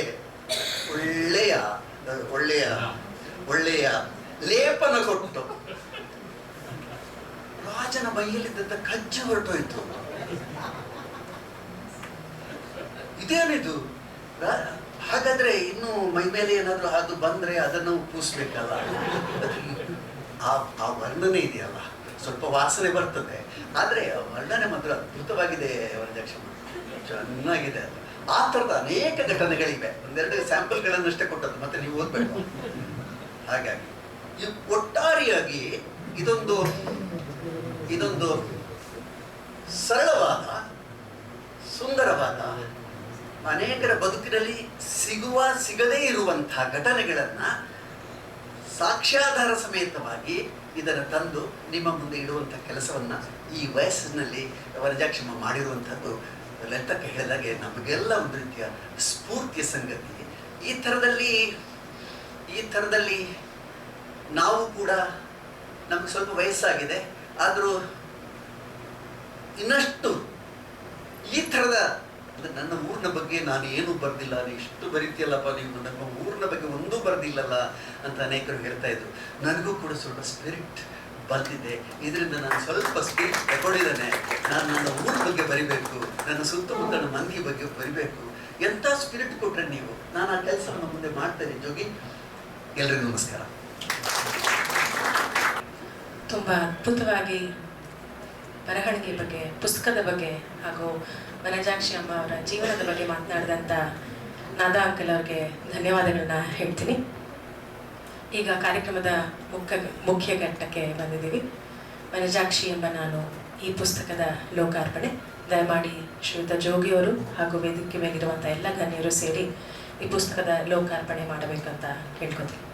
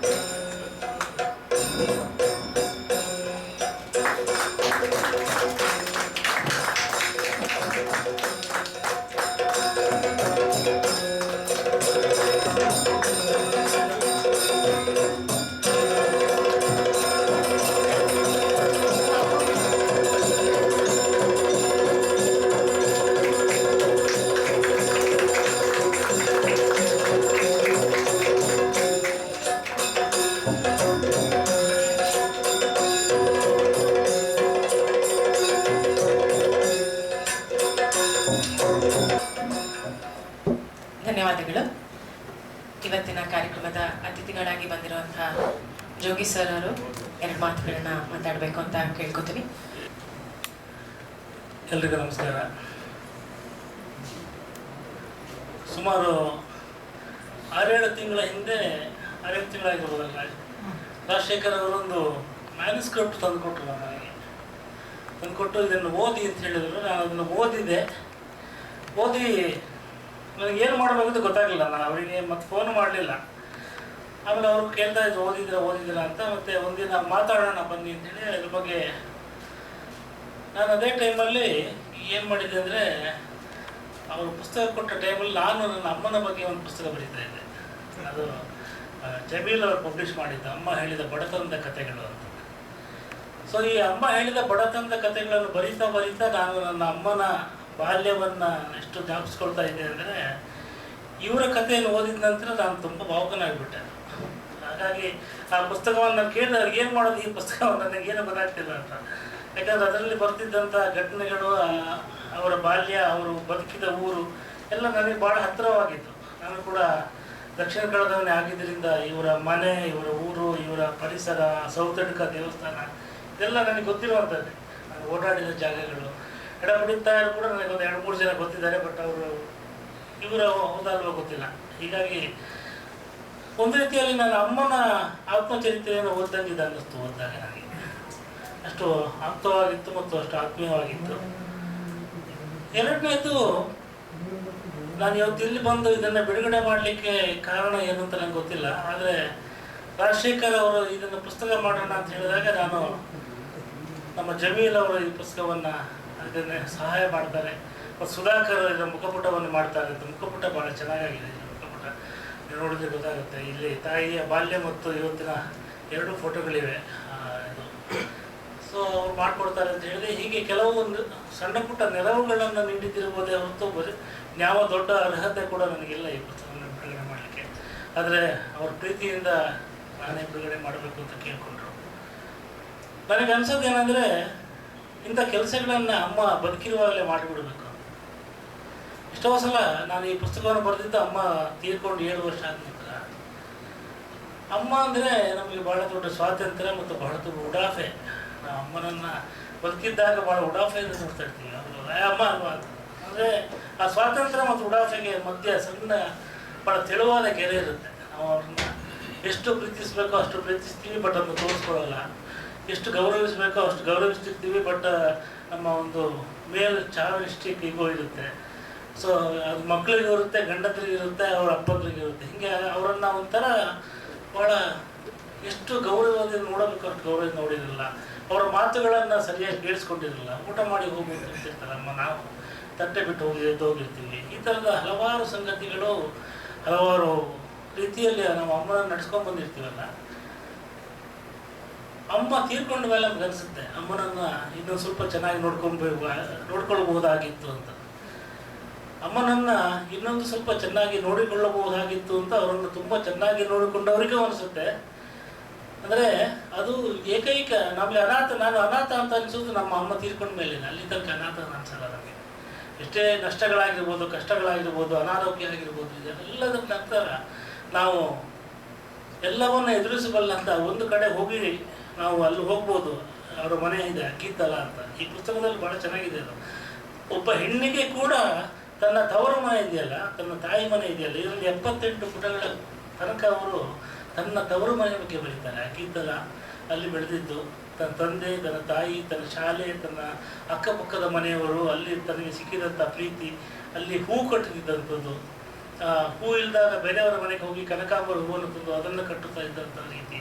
ಸೊ ಅಲ್ಲಿ ಅವರು ಪಡೆದಂಥ ಒಂದು ಏನು ಕೌಟುಂಬಿಕ ವಾತಾವರಣದಲ್ಲಿ ಸಂಗೀತ ಕಲಿತದ್ದು, ಆ ತಂದೆ ಕಲಿಸ್ತಿದ್ದಂಥ ಹಾರ್ಮೋನಿಯಮ್ಮು, ಇದೆಲ್ಲ ಒಂದು ಜಗತ್ತು ಬರುತ್ತೆ. 78-80 ಪುಟಗಳ ತನಕ ಅವರ ಬದುಕನ್ನು ರೂಪಿಸಿದ ಸಂಗತಿ ಇದೆಯಲ್ಲ, ಬಹಳ ಒಂದು ಲವಲವಿಕೆಯಿಂದ ಸಾಗ್ತಾ ಹೋಗುತ್ತೆ. ಆ ನಂತರ ಅವರಿಗೆ ಅದರಲ್ಲಿ ಒಂದು ಭಾಳ ಒಳ್ಳೆಯ ಪ್ರಸಂಗ ಇದೆ. 15ನೇ ವರ್ಷಕ್ಕೆ ಆ ಕಾಲದಲ್ಲಿ ಮದುವೆ ಆಗಬೇಕಾಗಿತ್ತು. ಆದರೆ ಇವರ ತಾತ ಹೇಳ್ತಾರೆ ಇವರಿಗೆ 18ಕ್ಕೆ ಮದುವೆ ಯೋಗ ಇದೆ ಅಂತ. ಹಂಗೆ ತಂದೆ 3 ವರ್ಷ ಬಿಟ್ಬಿಡ್ತಾರೆ ಯಾವುದೇ ಸಂಬಂಧವನ್ನು ನೋಡದೆ. 18ರ ನಂತರ ಅವರಿಗೆ ಮದುವೆಯ ಪ್ರಯತ್ನವನ್ನು ಮಾಡ್ತಾರೆ. ಅವರಿಗೆ ಮದುವೆ ಆಗುತ್ತೆ. ಮದುವೆ ಆಗಿ ಆ ಕಥೆನೆಲ್ಲ ಇವ್ರು ಹೇಳಿದ್ದಾರೆ ಭಾಳ ಸೊಗಸಾಗಿ. ಇಡೀ ಪುಸ್ತಕವನ್ನೇ ಹೇಳ್ಬಿಟ್ಟಿದ್ದಾರೆ ಅವರು ಇಲ್ಲಿ ಹೇಳಲಿಕ್ಕೆ. ಆದರೆ ಅವ್ರ ಗಂಡನ ಮನೆಗೆ ಹೋದ ನಂತರ ಅವ್ರು ಎದುರಿಸುವಂಥ ಜಗತ್ತಿನಲ್ಲಿ ಅವರೇ ತಾಯಿಯಾಗಿರ್ತಾರೆ. ಹೋಗಿ ಒಂದು 4 ತಿಂಗಳಿಗೆ ಅವರು ಗರ್ಭಿಣಿಯಾಗಿ ಮೊದಲ ಮಗುವಾಗಿ ಹೀಗೆ 7 ಮಕ್ಕಳ ತಾಯಿ ಆಗ್ತಾ ಹೋಗುವ ಇಡೀ ಒಂದು ಪ್ರಯಾಣ ಇದೆಯಲ್ಲ, ಪ್ರತಿಯೊಬ್ಬ ತಾಯಿಯ ಕಥೆ ಕೂಡ ಈ ಲೋಕದ ಒಂದು ಚರಿತ್ರೆಯ ಥರ ಕಾಣುತ್ತೆ ನನಗೆ. ಯಾಕಂದರೆ ಅದು ಆ ಪ್ರಯಾಣದಲ್ಲಿ ಹುಟ್ಟು ಮತ್ತು ಸಾವುಗಳ ಚಕ್ರ ಇದೆ, ಅದನ್ನು ಅವರು ನೋಡಿಕೊಂಡೇ ಬಂದಿರ್ತಾರೆ. 7 ಮತ್ತು ಬೀಳಿನ ಚಕ್ರ ಇದೆ. ಹೇಗೆ ನಾವು ಬಹಳ ದೂರದಲ್ಲಿ ನಿಂತು ನಮ್ಮ ಪೂರ್ವಿಕರ ಚರಿತ್ರೆಯನ್ನು ಓದ್ತಾ ಬಂದಾಗ ಈ ಜಗತ್ತು ಹೇಗೆ ಹುಟ್ಟಿತು, ಹೇಗೆ ನಾಶವಾಯಿತು, ಹೇಗೆ ಮತ್ತೆ ಪ್ರವರ್ಧಮಾನಕ್ಕೆ ಬಂತು, ಈ ರೀತಿಯ ಒಂದು ಚಕ್ರವನ್ನು ನೋಡ್ತೀವಲ್ಲ, ಅಂಥ ಚಕ್ರವನ್ನು ತಾಯಿ ವಾಸ್ತವದಲ್ಲಿ ನೋಡ್ತಾ ಇರ್ತಾಳೆ ಮತ್ತು ಅಂತರಂಗದಲ್ಲಿ ನೋಡ್ತಾ ಇರ್ತಾರೆ. ಮಗನ ಅವನತಿ ಮತ್ತು ಉನ್ನತಿ ತಾಯಿಗೆ ಅಂತರಂಗದಲ್ಲಿ ಗೊತ್ತಾಗ್ತಾ ಇರುತ್ತೆ ಅಂತ ನನಗೆ ಎಷ್ಟೋ ಸಲ ಅನಿಸುತ್ತೆ. ಯಾಕಂದರೆ ತಾಯಿ ಅಂತ ಹೇಳುವವಳು ನನಗೆ ಮುಖ್ಯವಾಗಿ ಜ್ಞಾಪಕ ಬರೋದು, ಪುರಾಣದಲ್ಲಿ ನಾನು ನೋಡಿದಾಗ 3 ಮಾದರಿಯ ಅಮ್ಮಂದಿರಿದ್ದಾರೆ. ಒಂದು ಆ 3 ಮಾದರಿಯ ಅಮ್ಮಂದಿರು ಕೂಡ ಸಂಕಷ್ಟವನ್ನು ಅನುಭವಿಸಿದವರೇ. ಒಂದು ಹಿರಣ್ಯಕಶಿಪುವಿನ ಹೆಂಡತಿ ಕಯಾದು, ಪ್ರಹ್ಲಾದನ ತಾಯಿ. ಪ್ರಹ್ಲಾದನ ತಾಯಿಗೆ ಆ ಕಾಲದಲ್ಲಿ ಎಷ್ಟು ದೊಡ್ಡ ಸಂಕಷ್ಟ ಬಂದಿತ್ತಂದರೆ, ಆಕೆ ತನ್ನ ಮಗನಿಗೆ ವಿಷ ಕೊಡುವಂತೆ ಗಂಡ ಹೇಳು, ಪ್ರಹ್ಲಾದನಿಗೆ ವಿಷವನ್ನು ಕೊಟ್ಟು ಸಾಯಿಸುವಂತ. ಆ ತಾಯಿ ಎಷ್ಟು ನಂಬಿಕೆಯಿಂದ ಕೊಡ್ತಾಳೆ ಅಂದರೆ, ನಾನು ಕೊಟ್ಟಿದ್ದು ವಿಷ ಆಗ್ಲಿಕ್ಕೆ ಸಾಧ್ಯವೇ ಇಲ್ಲ ಅಂತ, ಅವನು ಸಾಯುವುದಿಲ್ಲ ಅಂತ ಹೇಳುವ ನಂಬಿಕೆಯಿಂದ, ಮತ್ತು ಸತ್ತು ಹೋದರೆ ಏನು ಮಾಡುವುದು ಅಂತ ಹೇಳುವ ಅಪನಂಬಿಕೆಯಿಂದ. ಅದು ತಾಯಿತನದ ಒಂದು ಪರೀಕ್ಷೆ. ಅಂಥ ಪರೀಕ್ಷೆಯನ್ನು ಬಹುಶಃ ಈ ಕಾಲದಲ್ಲಿ ಕೂಡ ಎಲ್ಲ ತಾಯಂದರು ಎದುರಿಸ್ತಾ ಬಂದಿದ್ದಾರೆ. ಅವರಿಗೆ ತಾವು ಸರಿಯಾದ ಆಹಾರ ಕೊಟ್ಟಿದ್ದೀವೋ ಇಲ್ವೋ, ಸರಿಯಾಗಿ ನೋಡ್ಕೊಂಡೋ ಇಲ್ವೋ, ಪೌಷ್ಟಿಕಾಂಶ ಇದೆಯೋ ಇಲ್ವೋ, ಅವರು ಬದುಕ್ತಾ ಇಲ್ವೋ, ಒಂದು ಕಾಯಿಲೆ ಬಂದಾಗ ಔಷಧಿ ಕೊಡೋಕ್ಕೆ ನನಗೆ ಸಾಧ್ಯವಾಗುತ್ತೋ ಇಲ್ವೋ, ಒಂದು ಮನೆಯಿಂದ ಇನ್ನೊಂದು ಮನೆಗೆ ಹಸುಗೂಸನ್ನು ಎತ್ತಿಕೊಂಡು ಹೋಗುವಾಗ ಅಲ್ಲಿ ಆ ಕಾಲದಲ್ಲಿ ಬರುವಂಥ ರೋಗಗಳು, ಚಳಿ, ಮಳೆ, ಇದನ್ನೆಲ್ಲ ಎದುರಿಸುವಂಥ ಒಂದು ಈ ರೀತಿಯ ಒಂದು ತಾಯ್ತನ ಪರೀಕ್ಷೆ. ಎರಡನೇದು ಏನು ಪರೀಕ್ಷೆ ಅಂದರೆ ಅವನ ಸ್ಥಾನವನ್ನು ಗುರುತಿಸುವಂಥ ಪರೀಕ್ಷೆ. ಅದು ಉತ್ಥಾನಪಾದ ಮತ್ತು ಸುರುಚಿಯ ಕಥೆಯಲ್ಲಿ ಬರುತ್ತೆ. ಆ ಸುರುಚಿ ಉತ್ಥಾನಪಾದನ 2ನೇ ಪತ್ನಿಯಾಗಿರ್ತಾನೆ. ಅಲ್ಲಿ ಧ್ರುವನನ್ನು ತಂದೆಯ ತೊಡೆಯಲ್ಲಿ ಕೂತಾಗ ಅವನ ಮೊದಲನೇ ಹೆಂಡತಿ ಬಂದು ಅವನನ್ನು ತೆಗೆದು ಆ ಕಡೆ ಎಸಿತಾಳೆ, ನಿನಗೆ ಇಲ್ಲಿ ಕೂತ್ಕೊಳ್ಳೋಕೆ ಅರ್ಹತೆ ಇಲ್ಲ ಅಂತೆ. ಆಗ ತಾಯಿ ಅವನನ್ನು ಕಾಡಿಗೆ ಕಳಿಸಿ ತಪಸ್ಸು ಮಾಡಿ ನೀನು ಧ್ರುವ ನಕ್ಷತ್ರವಾಗು ಅಂತೇಳಿ ಅವನಿಗೊಂದು ದಾರಿ ತೋರಿಸೋದಿದೆಯಲ್ಲ, ಹೇಗೆ ತಂದೆಯಿಂದ ವಂಚಿತನಾದ ತಾಯಿಗೆ ಅಲ್ಲಿ ಸುರುಚಿ ಒಂದು ದಾರಿಯನ್ನು ತೋರಿಸ್ತಾಳೋ, ಹೇಗೆ ತಾಯಿಯಾಗಿ ಆತನಿಗೆ ಶಿಕ್ಷಣ ಅಥವಾ ಒಂದು ಮುಕ್ತಿ ಮಾರ್ಗ ಇದನ್ನೆಲ್ಲ ತೋರಿಸ್ತಾಳೋ, ಇದು 2ನೇದು. 3ನೇದು ಇದಕ್ಕಿಂತ ಬಹಳ ಇವತ್ತಿಗೂ ಕೂಡ ಬಹಳ ಹೊಂದಿಕೆ ಆಗುವಂಥದ್ದು ಸತ್ಯಕಾಮನ ಕಥೆ. ಸತ್ಯಕಾಮ ಒಂದು ಶಿಕ್ಷಣಕ್ಕೆ ಅಂತ ಹೋದಾಗ ಅಲ್ಲಿ ಋಷಿಗಳು ಕೇಳ್ತಾರೆ, ನೀವು ಯಾವ ಗೋತ್ರಕ್ಕೆ ಸೇರಿದವನು ಅಂತೇಳಿ. ಅದು ಅವನಿಗೆ ಗೊತ್ತಿರಲ್ಲ. ಅವನ ತಾಯಿಗೆ ಬಂದು ಕೇಳಿದಾಗ ತಾಯಿ ಹೇಳ್ತಾಳೆ, ನಾನು 100 ಮನೆಗಳಲ್ಲಿ ಕೆಲಸ ಮಾಡ್ಕೊಂಡು ಬಂದವಳು, ನೀನು ಎಲ್ಲಿ ಹುಟ್ಟಿದೆ ಅಂತ ನನಗೆ ಗೊತ್ತಿಲ್ಲ, ನಿನ್ನ ತಂದೆ ಯಾರು ಅಂತ ನನಗೆ ಗೊತ್ತಿಲ್ಲ, ಅದನ್ನೇ ಹೋಗಿ ಅಲ್ಲಿ ಹೇಳು ಅಂತೇಳಿ. ಅವನಲ್ಲಿ ಹೋಗಿ ಹೇಳ್ತಾನೆ, ನನ್ನ ತಾಯಿ ಹಿಂಗೆ ಹೇಳಿದ್ಲು ಅಂತ. ಆಗ ಅವರು ಗುರುಗಳು, ನಿನ್ನ ತಾಯಿ ಬಹಳ ದೊಡ್ಡ ದೇವತೆ, ಇಂಥ ಮಾತನ್ನು ಹೇಳಲಿಕ್ಕೆ ಬೇರೆ ಯಾರಿಗೂ ಸಾಧ್ಯವಿಲ್ಲ, ಅದರಿಂದ ನಿನಗೆ ಸತ್ಯಕಾಮ ಅಂತ ಹೆಸರಿಡ್ತೀನಿ ಅಂತೇಳಿ ಸತ್ಯವನ್ನು ಹೇಳಿದ್ದಕ್ಕೆ. ಈ ರೀತಿಯ 3 ತಾಯಂದಿರ ಒಂದು ಉದಾಹರಣೆಯನ್ನು ನಾವು ನೋಡ್ಕೊಂಡು ಬಂದವರು. ನಮ್ಮ ಪುರಾಣದಲ್ಲಿ ಹಲವಾರು ತಾಯಂದಿರು ಬರ್ತಾರೆ. ನಾನು ಈ 3 ತಾಯಂದಿರ ಉದಾಹರಣೆಯನ್ನು ಯಾಕೆ ಹೇಳಿದೆ ಅಂದರೆ, ಒಬ್ಬ ತಾಯಿಯಲ್ಲಿ ಈ 3 ಗುಣಗಳು ಇರ್ತವೆ ಅಂತ. ಈ ಮೂರು ಗುಣಗಳನ್ನು ಮೈಗೂಡಿಸಿಕೊಂಡು ಒಬ್ಬ ತಾಯಿ ತನ್ನ ಮಕ್ಕಳನ್ನು ಸಗಲ್ತಾ ಬರ್ತಾಳೆ, ಮಕ್ಕಳನ್ನು ನೋಡ್ತಾ ಬರ್ತಾಳೆ, ಮಕ್ಕಳ ಬದುಕನ್ನು ಕಟ್ಟಿಕೊಡ್ತಾ ಬರ್ತಾಳೆ. ಇಲ್ಲಿ ಹೇಳಿದಾಗೆ ಅವರು ಒಂದು ಕಾಲದಲ್ಲಿ ಶ್ರೀಮಂತರಾಗಿದ್ದು ನಂತರ ಬಡತನಕ್ಕೆ ಬಂದ ದಿನಗಳಲ್ಲಿ ಇವರು ತಗೊಳ್ಳುವ ಒಂದು ನಿರ್ಧಾರ ಇದೆ, ಸ್ವಂತ ಮನೆ ಮಾಡಬೇಕು ಅಂತ. ಆ ಸ್ವಂತ ಮನೆ ಮಾಡಬೇಕು ಅಂತೇಳಿ ಇವರು ತೆಗೆದುಕೊಂಡ ನಿರ್ಧಾರ ಮತ್ತು ಅದು ಗಟ್ಟಿಯಾಗ್ತಾ ಹೋದ್ದು ತನ್ನ ಮಕ್ಕಳಿಂದ ಅಂತ.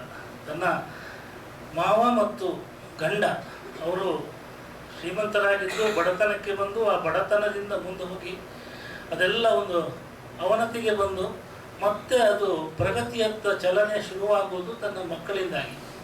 ತನ್ನ ಮಕ್ಕಳ ಕಥೆಯನ್ನು ಹೇಳ್ತಾ ಅವರು ಹೇಗೆ ಪ್ರತಿಯೊಬ್ಬ ಮಗನೂ ಕೂಡ ತಮ್ಮ ಕರ್ತವ್ಯವನ್ನು ಅರ್ಥ ಮಾಡಿಕೊಂಡಂತೆ ನಾವು ಏನು ಮಾಡಬೇಕು ಅಂತ ಹೇಳೋದನ್ನು ಬಹಳ ಸ್ಪಷ್ಟವಾಗಿ ಗೊತ್ತಿರುವವರಂತೆ ಹೇಗೆ ಇಡೀ ಕುಟುಂಬದ ಒಂದು ಸ್ಥಿತಿಯನ್ನು ಬದಲಾಯಿಸ್ತಾ ಹೋದರು, ಹೇಗೆ ಒಂದು ಸಂಸಾರದಲ್ಲಿ ಸ್ಥಿತ್ಯಂತರ ಆಗ್ತಾ ಹೋಯಿತು, ಇದನ್ನೆಲ್ಲ ಈ ಪುಸ್ತಕದಲ್ಲಿ ಅವರು ಬಹಳ ಸೊಗಸಾಗಿ ಮತ್ತು ಎಲ್ಲೂ ಕೂಡ ಅದರಲ್ಲಿ ಅವ್ರು ಹೇಳುವಾಗ ಯಾರ ಬಗ್ಗೆ ಕೂಡ ಒಂದು ಸಣ್ಣ ಕಹಿಯಾದ ಅನುಭವವನ್ನು ಹೇಳೋದಿಲ್ಲ. ಈ ಇಡೀ ಪುಸ್ತಕದ ಒಂದು ವಿಶೇಷ ಏನಂದರೆ ಇಲ್ಲಿ ಖಳನಾಯಕರು ಯಾರೂ ಇಲ್ಲ, ಪರಿಸ್ಥಿತಿಯೇ ಖಳನಾಯಕ. ಅಂದರೆ ತಾಯಿಗೆ ಯಾರೂ ಖಳನಾಯಕರಲ್ಲವೇ ಅಲ್ಲ ಅಂತ. ನಮಗೆ ಸಿಟ್ಟು ಬರುತ್ತೆ, ರೋಷ ಬರುತ್ತೆ, ಅವರು ಕೆಟ್ಟವರು ಅಂತ ಹೇಳ್ತಾರೆ.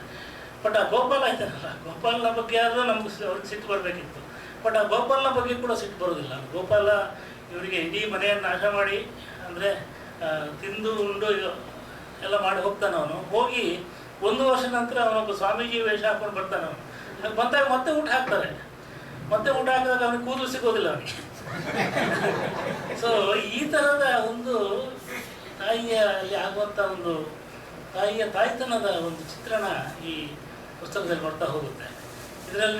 ಇದನ್ನು ನಾನು ಅಮ್ಮನ ಬಗ್ಗೆ ಅಮ್ಮನ ಬಾಯಿಯಿಂದ ಮಾತುಗಳನ್ನು ಕೇಳಿದಾಗ ಅಥವಾ ಅಮ್ಮ ಮಾತಾಡ್ತಿರುವಾಗ ಅಮ್ಮ ತಮ್ಮನ್ನ ಬಾಲ್ಯವನ್ನು ಅಥವಾ ಯೌವನವನ್ನು ಜ್ಞಾಪಿಸ್ಕೊಳ್ತಿರುವಾಗ ನಮಗೆ ಭಾಳ ಇಷ್ಟ ಆಗೋದೇನೆಂದರೆ ಅಮ್ಮ ನಮ್ಮ ಬಗ್ಗೆ ಕಥೆಗಳು ಹೇಳ್ತಾ ಇರ್ತಾರೆ. ಇವನು ಬಾಲ್ಯದಲ್ಲಿ ಹೀಗೆ ಮಾಡ್ತಿದ್ದ, ಇವನು ಹೀಗಿದ್ದ ಅಂತೇಳಿ ನಮ್ಮ ಬಗ್ಗೆ ಹೇಳುವ ಬಾಲ್ಯದ ಕಥೆಗಳಿದ್ದಾವಲ್ಲ, ಒಂಥರ ಕೃಷ್ಣಲೀಲೆ ಥರ ಕೇಳ್ತಾ ಇರುತ್ತೆ ನಮಗೆ. ಯಾಕಂದ್ರೆ ನಮ್ಮನ್ನು ಈ ಜಗತ್ತಲ್ಲಿ ನಿಜವಾಗಿ ಹೊಗಳೋದು ಅಮ್ಮನೇ ಆಗಿರ್ತಾನೆ ಅಂತ. ಯಾರು ಅಷ್ಟು ಪ್ರೀತಿಯಿಂದ ಆಗಲಿ ಅಥವಾ ನಮ್ಮ ಬಾಲ್ಯವನ್ನು ನೋಡಿರಲ್ಲ, ಬೆಳವಣಿಗೆಯನ್ನು ನೋಡಿರಲ್ಲ, ನಮ್ಮ ತಪ್ಪುಗಳನ್ನು ಕೂಡ ಮನ್ನಿಸುವಂಥ ಶಕ್ತಿ ಅವರಿಗಿರ್ತದೆ. ಒಂದು ಬಹಳ ಒಳ್ಳೆಯ ಪದ್ಯ ಇದೆ ಬ್ರೆಟ್ಟದು. ಅದನ್ನು ಆ ಪದ್ಯದಲ್ಲಿ ಏನು ಬರುತ್ತೆ ಅಂದರೆ, ನಾನು ಯಾವಾಗಲೂ ಅದು ನನಗೆ ಅಮ್ಮ ಕಾಣಿಸ್ತಾರೆ ಆ ಪದ್ಯದಲ್ಲಿ. ಆ ಪದ್ಯದಲ್ಲಿ ಏನು ಬರುತ್ತೆ ಅಂದರೆ, ಅದು ನಾನು ಕನ್ನಡಕ್ಕೆ ಹೋಲಿಸಿ ಹೇಳ್ತೀನಿ.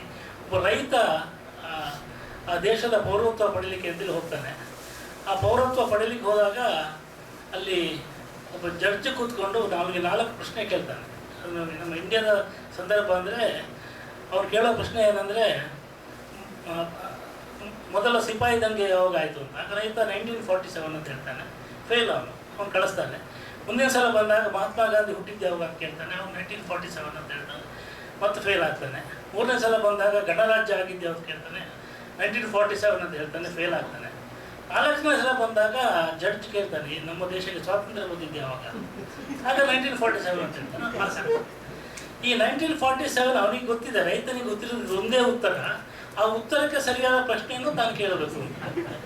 ಈ ಮಕ್ಕಳಿಗೆ ಗೊತ್ತಿರುವ ಉತ್ತರಕ್ಕೆ ಸರಿಯಾದ ಪ್ರಶ್ನೆಯನ್ನು ಕೇಳುವಳು ತಾಯಿ. ಎಲ್ಲೂ ನಮಗೆ ಎಂಬರಾಸ ಆಗದಾಗೆ, ಎಲ್ಲೂ ನಮಗೆ ಅವಮಾನ ಆಗದಾಗೆ. ಸೊ ಮಗನಿಗೆ ಏನು ಗೊತ್ತಿದೆ ಅಂತ ಗೊತ್ತಿದೆ, ಏನು ತಿನ್ನಿಸ್ಬೇಕು ಅಂತ ಗೊತ್ತಿದೆ, ಹೇಗೆ ಸಾಕಬೇಕು ಅಂತ ಗೊತ್ತಿದೆ, ಹೇಗೆ ಬೆಳೆಸಬೇಕಂತ ಗೊತ್ತಿದೆ, ಹೇಗೆ ಸಮಾಜದಲ್ಲಿ ಆತ ಘನತೆಯಿಂದ ಬಾಳಬೇಕು ಅಂತ ಹೇಳೋದನ್ನು ತಾಯಿಗೆ ಗೊತ್ತಿದೆ. ಆ 7 ಮಕ್ಕಳನ್ನು ಅಂಥ ಘನತೆಯಿಂದ ಬೆಳೆಸಿದಂಥ ಒಂದು ಕಥನ ಇದು. ಈ ಕಥನವನ್ನು ನಾನು ಅಮ್ಮನ ಪುಸ್ತಕ ಆದ್ದರಿಂದ ಇದನ್ನು ವಿಮರ್ಶೆ ಮಾಡಲಿಕ್ಕೋ ಅಥವಾ ಇನ್ನೊಂಥರ ತೂಗಿ ನೋಡೋದಕ್ಕೋ ಯಾರಿಗೂ ಅರ್ಹತೆ ಇಲ್ಲ, ಯಾವ ದೊಡ್ಡ ವಿಮರ್ಶಕರಿಗೂ ಅರ್ಹತೆ ಇಲ್ಲ. ಯಾಕಂದರೆ ಇದು ಒಂದು ತಾಯಿಯ ಕಥನ. ಎಲ್ಲೋ ಹೇಳ್ತಾರೆ ಇಂಥ 100 ಕಥೆಗಳಿವೆ ಅಂತ. ಅಂಥ 100 ಕಥೆಗಳನ್ನು ಕೂಡ ಬರಿಬೇಕು ಅಂತ. 100 ಕಥೆಗಳು ಸೇರಿಯೇ ಒಂದು ಚರಿತ್ರೆ ಆಗೋದು ಅಂತ. ನಮ್ಮಲ್ಲಿ ದೊಡ್ಡವರ ಕಥೆಗಳನ್ನು ಅಥವಾ ಸಾಧಿಸಿದವರ ಕಥೆಗಳು, ಇದು ಸಾಧಿಸಿದ ಕಥೆ. ಈ ಸಾಧನೆಯ ಫಲವಾಗಿಯೇ ಇವತ್ತು 7 ಮಂದಿ ಸಾಧಕರು ನಮ್ಮ ಮುಂದೆ ಇದ್ದಾರೆ. ಒಂದು ಪ್ರೀತಿಯ ಕಥೆ ಅಂತ ಅವ್ರು ಸಿನಿಮಾ ಮಾಡಿರಲ್ಲ, ಇದು ಇನ್ನೊಂದು ಪ್ರೀತಿಯ ಕಥೆ. ಸೊ ಇದರಲ್ಲಿ ಒಂದು ಜನರೇಷನ್ ಅಡಗಿದೆ, ಒಂದು ಭವಿಷ್ಯ ಅಡಗಿದೆ ಮತ್ತು ಇಡೀ ಒಂದು ಕುಟುಂಬದ ಇವತ್ತು ನಾವು ನೋಡ್ತಿರುವ ಕುಟುಂಬದ ಚರಿತ್ರೆ ಅಡಗಿದೆ. ಅದರಿಂದ ಪುಸ್ತಕವನ್ನು ದಯವಿಟ್ಟು ಓದಿ. ಇದು ನಮ್ಮ ಅಮ್ಮನನ್ನು ನಮ್ಮವರನ್ನು ಹೆಚ್ಚು ಪ್ರೀತಿಸುವಂತೆ ಮಾಡುವಂಥ ಪುಸ್ತಕ. ದಯವಿಟ್ಟು ಓದಿ. ಅಷ್ಟೇ. ತುಂಬ ಅದ್ಭುತವಾಗಿ ಪುರಾಣದ ತಾಯಂದ್ರನ್ನ ಹಾಗೆ ಇವತ್ತಿನ ಪ್ರಸ್ತುತ ತಾಯಿಗೆ ಹೋಲಿಸ್ತಾ ಮಾತಾಡಿದಂಥ ಜೋಗಿ ಸರ್ ಅವ್ರಿಗೆ ಅನೇಕ ಧನ್ಯವಾದಗಳನ್ನ ಹೇಳ್ತೀನಿ. ಅವ್ರ ಬಗ್ಗೆ, ಆ ಪುಸ್ತಕದ ಬಗ್ಗೆ, ಅವ್ರ ಕಥೆಗಳನ್ನೆಲ್ಲ ಕೇಳ್ತಿದ್ರೆ ಎಂಥ ವಿಶಾಲವಾದಂಥ ವಿಸ್ತಾರವಾದಂಥ ಜೀವನ, ಎಂಥ ಗ್ರೇಟ್ ಜರ್ನಿ, ಎಂಥ ಗ್ರೇಟ್ ವ್ಯಕ್ತಿ ಅಂತ ಅನಿಸುತ್ತೆ. ತುಂಬ ದೊಡ್ಡ ಲೇಖಕಿ, ಒಂದು ಆಫ್ರಿಕನ್ ರೈಟರ್, ಇಡೀ ವರ್ಲ್ಡಲ್ಲೇ ತುಂಬ ಫೇಮಸ್ ಆಗಿರೋವಂಥವ್ರು ಮಾಯಾ ಆಂಜಲೋ. ಅವ್ರು ಹೇಳ್ತಾರೆ, there is no greater agony than bearing a story untold ಅಂತ. ಇವತ್ತಿನ ಪುಸ್ತಕನ ಬರೆದಂಥ ಮಂಜಾಕ್ಷಿ ಅಮ್ಮ ಅವರು ಮಾತಾಡಬೇಕು ಅಂತ ಕೇಳ್ಕೊತೀನಿ.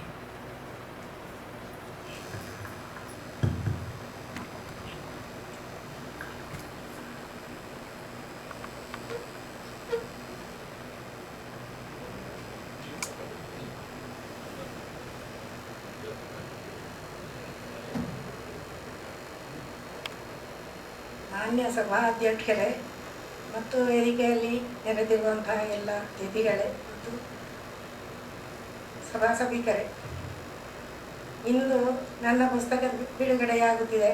ನಾನೊಂದೆರಡು ಮಾತು ಮಾತನಾಡಬೇಕೆಂದು ಎಲ್ಲರೂ ಹೇಳ್ತಾರೆ, ಹಾಗೇ ಮಾತನಾಡಬೇಕು ಕೂಡ. ಆದರೆ ನನಗೆ ಮಾತು ಅಷ್ಟು ಮಾತನಾಡಿ ಅಭ್ಯಾಸ ಇಲ್ಲ. ವೇದಿಕೆ ಹತ್ತಿ ಮಾತನಾಡುವಷ್ಟು ಇದಿಲ್ಲ. ಎಷ್ಟೋ ವೇದಿಕೆಯಲ್ಲಿ ಸಂಗೀತ ಕಾರ್ಯಕ್ರಮ ಮಾಡಿದ್ದೇನೆ. ನಾನು ಕಲಿತದ್ದು ಹೆಚ್ಚಿಲ್ಲ. ಆದ್ದರಿಂದ ನಾನು ಇಂದು ಒಂದು ಪುಟ್ಟ ಹಾಡು ನಿಮ್ಮ ಎದುರು ಚೊಕ್ಕವಾಗಿ ಹಾಡಬೇಕೆಂದು ನಾನಿದ್ದೇನೆ. ಆದರೆ ಅದಕ್ಕೆ ಅನುಮತಿ ಕೊಡ್ತೀರೆಂದು ನಾನು ಅಪೇಕ್ಷಿಸುತ್ತೇನೆ.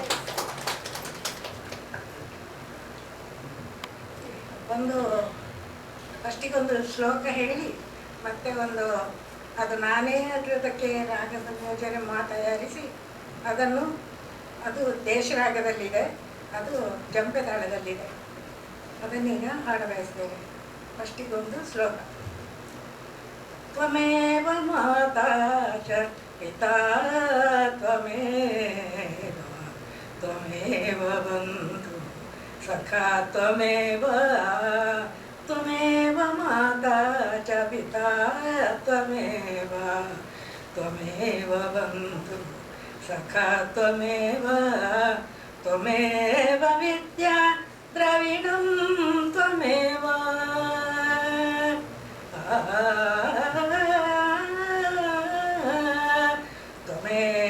ವಿದ್ಯಾ ದ್ರವಿಣಂ ತ್ವಮೇವ ಸರ್ವಂ ಮಮ ದೇವ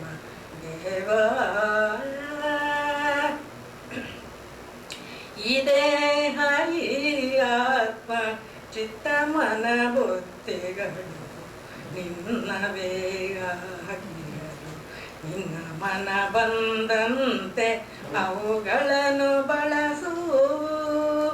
ಈ ದೇಹ ಈ ಆತ್ಮ ಚಿತ್ತ ಮನ ಬುದ್ಧಿಗಳು ನಿನ್ನವೇ ಆಗಿರಲು, ನಿನ್ನ ಮನ ಬಂದಂತೆ ಅವುಗಳನ್ನು ಬಳಸು. ಕಿಲುಗೊಂಬೆಯು ನಾನು, ಸೂತ್ರಚಾಲಕ ನೀನು. ಕಿಲುಗೊಂಬೆಯು ನಾನು, ಸೂತ್ರಚಾಲಕ ನೀನು. ಮಾಡುವವನಾನೆಂಬ ಅರಿವನ್ನೇ ಅಡಿಸೋ.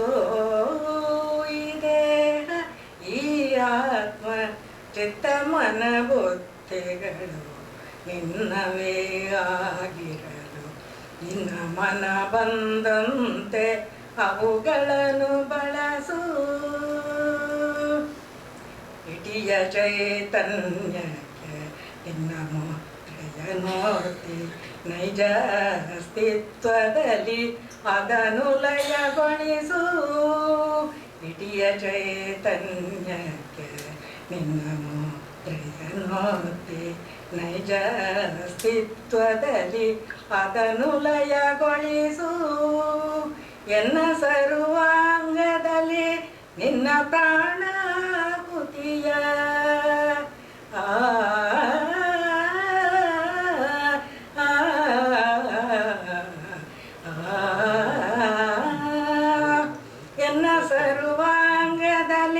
ನಿನ್ನ ಪ್ರಾಣಾಹುತಿಯ ದಿವ್ಯ ಸ್ಪಂದನವನ್ನು ನಿತ್ಯ ಶ್ರುತಪಡಿಸು.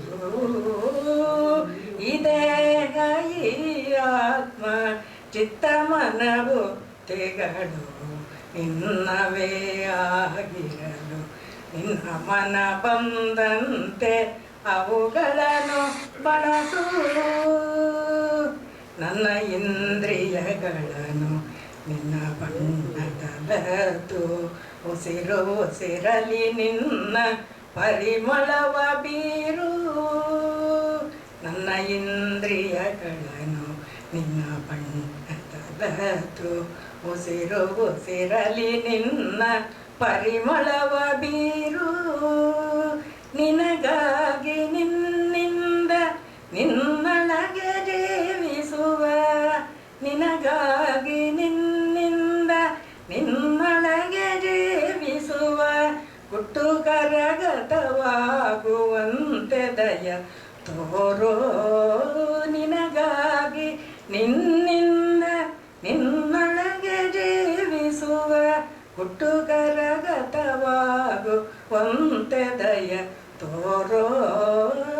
ಇದೇಹ ಈ ಆತ್ಮ ಚಿತ್ತ ಮನ ಬುದ್ಧಿಗಳು ನಿನ್ನವೇ ಆಗಿರಲು ನಿನ್ನ ಮನ ಬಂದಂತೆ ಅವುಗಳನ್ನು ಬಳಸು.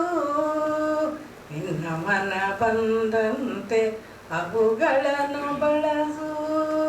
ನಿನ್ನ ಮನ ಬಂದಂತೆ ಅವುಗಳನ್ನು ಬಳಸು.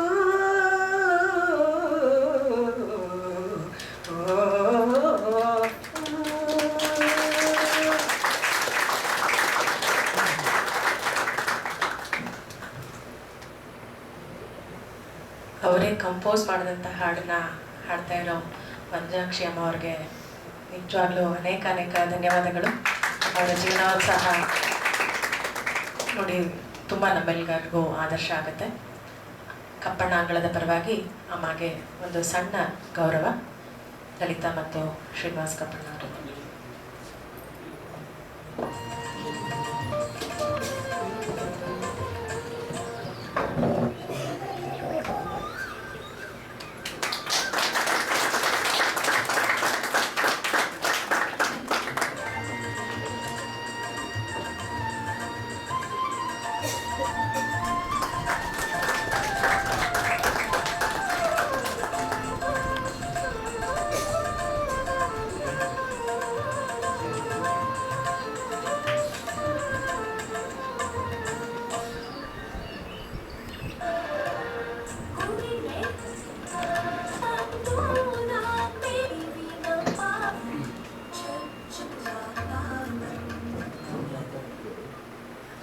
ಕೊನೆಯದಾಗಿ ನಮ್ಮ ತಂದೆಯವರು ಶ್ರೀನಿವಾಸ್ ಜೆ ಕಪ್ಪಣ್ಣ ಅವರು ಮಾತಾಡಬೇಕು ಅಂತ ಕೇಳ್ಕೊತೀನಿ.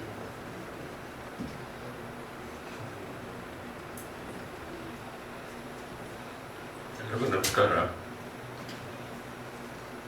ಒಂಚೂರು ವಯಸ್ಸಾಗಿದ್ದರಿಂದ ಸ್ವಲ್ಪ ಹಿರಿಯ ಅನಿಸ್ಕೊಂಡಿದ್ದೀನಿ.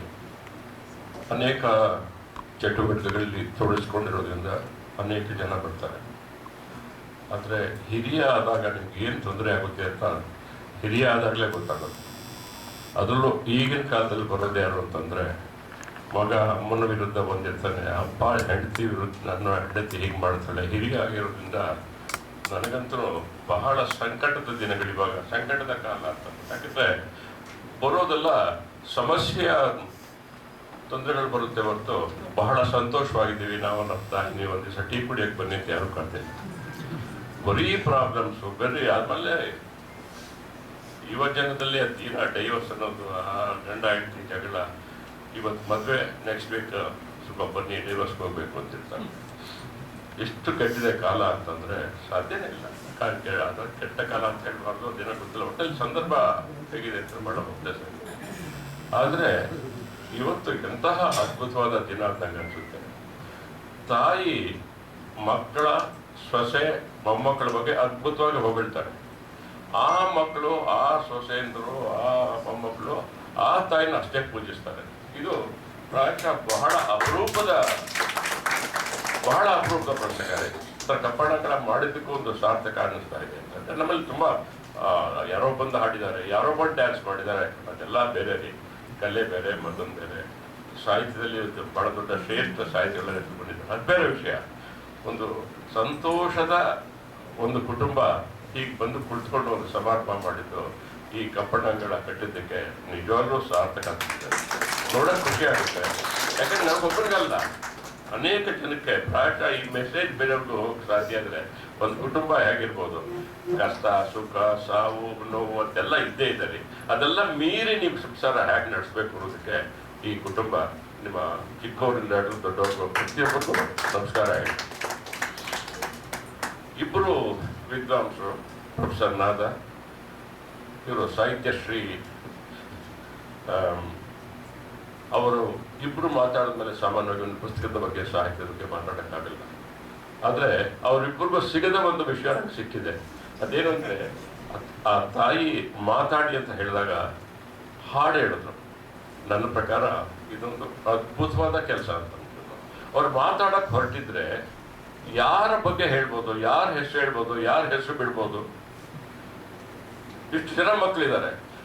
ಆ ಪುಸ್ತಕದಲ್ಲಿ ನಾನು ನೋಡಿದಾಗ ಯಾರನ್ನೂ ಯಾವ ಕಾರಣಕ್ಕೂ ಬೈದಿಲ್ಲ. ಮಕ್ಕಳಲ್ಲಿ ಪ್ರತಿಯೊಬ್ಬ ಮಗನ್ನು ಒಂದಲ್ಲ ಒಂದು ಕಾರಣಕ್ಕೆ ಇಷ್ಟಪಟ್ಟಿದ್ದಾರೆ. ಅದ ವೇದಿಕೆ ಮೇಲೆ ಇದ್ದಾರೆ ರವೀಂದ್ರನಾಥ್, ಅವ್ರ ಬಗ್ಗೆನೇ ಜ್ಞಾಪಕ ಇದೆ ನನಗೆ. ಅವ್ರ ಬಗ್ಗೆ ಒಂದು ಸಣ್ಣ ಮಾತಿನಲ್ಲಿ ಅವರು ಅದ್ಭುತವಾಗಿ ಹೇಳ್ತಾರೆ. ಅವ್ನು ಬಹಳ ಪ್ಲ್ಯಾನ್ ಮಾಡ್ತಾನೆ. ಇಲ್ಲಿ ಮೈಸೂರಲ್ಲಿ ಮನೆ ಕಟ್ಟಬೇಕು ಅಂತಿದ್ದಾಗಲೇ ಆಗಲೇ ಮೈಸೂರಲ್ಲಿ ಒಂದು ಬಾಡಿಗೆ ಮನೆ ತಗೊಂಡು ಅಲ್ಲೇ ಅಂದರೆ ಆ ವಿವರವನ್ನು ಕೊಟ್ಟು ರವೀಂದ್ರನಾಥ್ ಹೇಗೆ ತನ್ನ ಮನೆಯನ್ನು ಪ್ಲಾನ್ ಮಾಡ್ದ ಅಂತ ಹೇಳ್ತಾ ಹೋಗ್ತಾರೆ.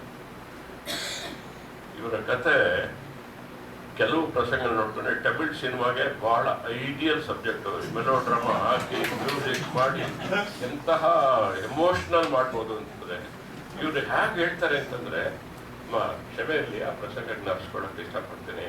ಕಷ್ಟ ಎಷ್ಟಿರುತ್ತೆ ಅಂದ್ರೆ ಏನೂ ಇರಲ್ಲ. ಆ ಸಮಯದಲ್ಲಿ ಅವ್ರ ಯಜಮಾನರು ಇವರ ಕತ್ತಲ್ಲಿರೋ ತಾಳಿ ಕಡೆ ನೋಡ್ತಾರೆ. ತಾಳಿ ಕೊಡು, ಅಡ ಇಡ್ತೀನಿ ಅಂತ ನೋಡಿ. ತಾಯಿಗೆ ತಾಳಿ ಕೊಡಕ್ಕೆ ಇಷ್ಟ ಇರಲ್ಲ. ಯಾಕಂದ್ರೆ ಆ ತಾಳಿ ತನ್ನ ಗಂಡ ಇದನ್ನೇ ಅನ್ನುವ ಇದರ ಅಸ್ತಿತ್ವದ ಸಂಕೇತ ಅನ್ನ ಕೊಡಲ್ಲ ಅಂತ ಹೇಳ್ತಾರೆ. ತಮಿಳ್ ಸಿನಿಮಾಗೆ ಈ ಸಬ್ಜೆಕ್ಟ್ ಸಿಕ್ಬಿಟ್ಟಿದ್ರೆ ಹೇಗಿರ್ತಾ ಇದ್ವಿ. ಎಂತೆಂಥ ಮ್ಯೂಸಿಕ್ ಹಾಕ್ಬೋದಾಗಿತ್ತು, ಎಂತೆಂಥ ಇದು ಹಾಕ್ಬೋದಾಗಿತ್ತು. ಇವರು ಅದು ಯಾಕೆ ಮಾಡ್ತಾರೆ ಅಂತಂದ್ರೆ ಹೇಳ್ತಾರೆ ಅಷ್ಟೇ. ಈಗ ಕೇಳಿದ್ರು ನಮ್ಗೆ ಕೊಡಕ್ಕೆ ಇಷ್ಟ ಇರಲಿಲ್ಲ. ಯಾವುದು ಐಸ್ ಕ್ರೀಮ್ ಐಸ್ ಕ್ರೀಮ್ ಕೊಡಕ್ಕೆ ಇಷ್ಟ ಇಲ್ಲದೆ ಇರುವಾಗ ಹೇಗಿರ್ತೀವ ಅಷ್ಟೇ. ತಾಳಿನ ತನ್ನ ಸ್ವಂತ ಗಂಡನೇ ಕೊಡು, ಅಡ ಇಡ್ತೀನಿ ಅಂತ ಹೇಳಿದಾಗ ಕೊಡೋದಿಲ್ಲ ಅಂತ ಹೇಳುವ ಆ ಘರ್ಷಣೆ ಇದೆಯಲ್ಲ, ಹಾಗೆ ಹೇಳ್ತಾರೆ ಅಂತಂದ್ರೆ ಅದು ಹೇಗೆ ಇವ್ರಿಗೆ ಆ ಥರ ಸರಳವಾಗಿ ಹೇಳಕ್ ಸಾಧ್ಯ ಆಯಿತು ನಿಜಲ್ಲೂ ಕೂಡ ಬಹಳ ದೊಡ್ಡ ಆಶ್ಚರ್ಯ. ಅದನ್ನ ಹೇಳ್ತಾನೆ ಮನೆಯಿಂದ ಯಜಮಾನ ದರ್ಶನದಿಂದ ಆಚೆ ಹೊರಟೋಗ್ತಾರೆ. ಅಯ್ಯೋ ರಾಮ, ಇದನ್ನ ನಾವೆಲ್ಲ ಅನ್ಕೊಂಡು ಪಿಕ್ಚರ್ ಯಾವ ಫ್ರೇಮು ಕಟ್ಟು ಎಲ್ಲ ಪ್ಲಾನ್ ಮಾಡ್ತಿದ್ದೆ. ತಾಳಿ ಬಗ್ಗೆ ಗಲಾಟೆ ಆಗಿ ಅವರು ಆಚೆ ಹೋದಾಗ ಅವ್ರ ಗಂಡ ಅವ್ರ ತಾಯಿ ಹೀಗೆ ಹೀಗೆಲ್ಲ ಇಲ್ಲ. ಅವ್ರು ಯಾವಾಗಲೂ ಬರ್ತಾರೆ. ಇನ್ನೂ ಅಂತಂದ್ರೆ ನೋಡಿದ್ರೆ ಬರ್ತಾ ಇದ್ರು, ವಾಪಸ್ ಬರ್ತಾ ಇದ್ದಾರೆ ಅವರು. ಅವ್ರ ಮುಖದ ಕಳೆ ನೋಡಿದ್ರೆ ಇನ್ಯಾವುದು ಹೊಸ ಪ್ರಾಜೆಕ್ಟ್ ಮಾಡ್ತಾರೆ. ನಂಗಂತ ಒಂದು ದೃಶ್ಯ ಇದೆಲ್ಲ ಸ್ವಲ್ಪ ಏನೋ ಇವತ್ತಿನ ಟಿವಿ ಇವತ್ತೆಲ್ಲ ನೋಡಿ ಜ್ಞಾಪಿಸ್ಕೊಂಡ್ಬಿಟ್ಟು ಅಯ್ಯೋ ಶಿವನೇ ಎಷ್ಟು ಚೆನ್ನಾಗಿರೋ ಹೇಳಕ್ ಸಾಧ್ಯ ಆಗಿದೆ. ಅಥವಾ ಒಂದೇ ಯಾವುದೋ ಒಂದು ಸಣ್ಣ ಇದ್ರೊಳಗೆ ಪ್ಯಾರಾದಲ್ಲಿ ಇದು ಪ್ರಾಯಶಃ ಸಾಹಿತಿಗಳಿಗೆ ಅದು 50-60 ಪುಟದ ಕತೆ. ಏನು ಅಂತಂದ್ರೆ, ಬಾಲ್ಯದಲ್ಲಿ ಇವರು ಕೆರೆಗೆ ಸ್ನಾನ ಮಾಡಕ್ ಹೋಗ್ತಾ ಇದ್ದ ಕಥೆನ ಹೇಳ್ತಾ 3 ಪುಟ ಇರ್ಬೋದೇನೋ, 2 ಪುಟ 3 ಪುಟ. ಆಗಿನ ಕಾಲದಲ್ಲಿ ಏನು ತರ ಪಾತ್ರೆ ಉಪಯೋಗಿಸ್ತಾ ಇದ್ರು, ಏನು ಉಪಯೋಗಿಸ್ತಾ ಇಲ್ಲ, ಸ್ನಾನ ಮಾಡೋದೇನು ಒಂದೇ ಮಾತಲ್ಲಿ ಹೇಳ್ತಾರೆ. ಏನಂತಂದ್ರೆ ನಮಗೆ ಬಚ್ಚಲ ಮನೆ ಕೆಲ್ಸಕ್ಕೆ ಬರ್ತಾ ಇದ್ದು ಮಳೆಗಾಲದಲ್ಲಿ ಮಾತ್ರ ಅಂತ. ಈ ಒಂದು ಸೆಂಟೆನ್ಸ್ ಅಲ್ಲಿ ಎಂತ ಪಿಕ್ಚರ್ ಕೊಡ್ತಾರೆ ನೋಡಿ.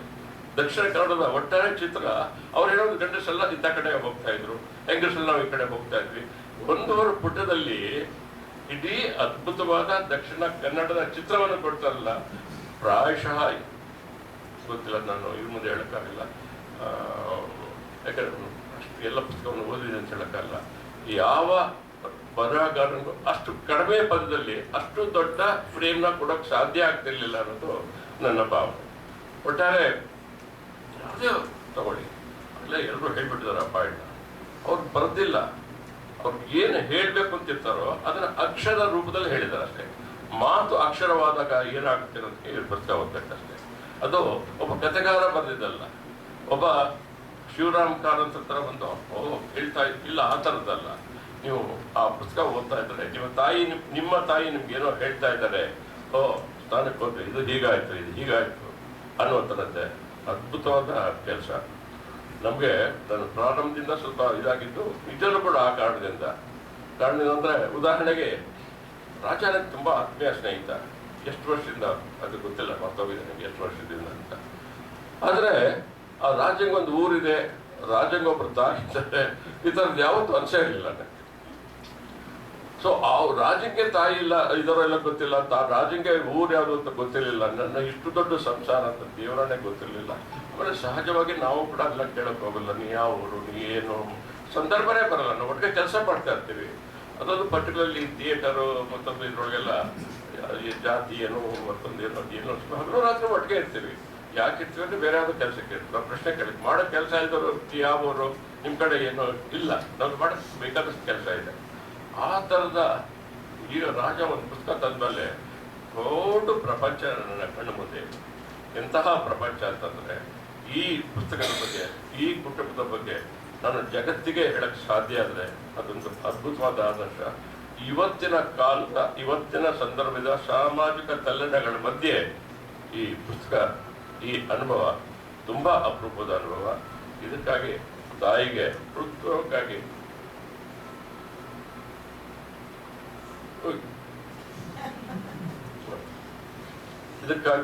ಅವರಿಗೆ ನನ್ನ ಕುಟುಂಬದ ಪರವಾಗಿ ಅವರ ಪಾದ ಬಿಟ್ಟರೆ ನಾನು ನಮಸ್ಕಾರ ಮಾಡ್ತೀನಿ. ತುಂಬ ಒಳ್ಳೆಯ ಅನುಭವ. ರಾಜ ಮತ್ತು ಕುಟುಂಬದವರು ಈ ಕಾರ್ಯಕ್ರಮ ಇಲ್ಲಿ ಮಾಡಿದ್ದಕ್ಕಾಗಿ, ಮಾಡುವ ಅವಕಾಶ ಕೊಟ್ಟಿದ್ದಕ್ಕಾಗಿ ನಿಮಗೆ ವಿಶೇಷವಾಗಿ ಥ್ಯಾಂಕ್ಸ್ ಹೇಳ್ತೀನಿ.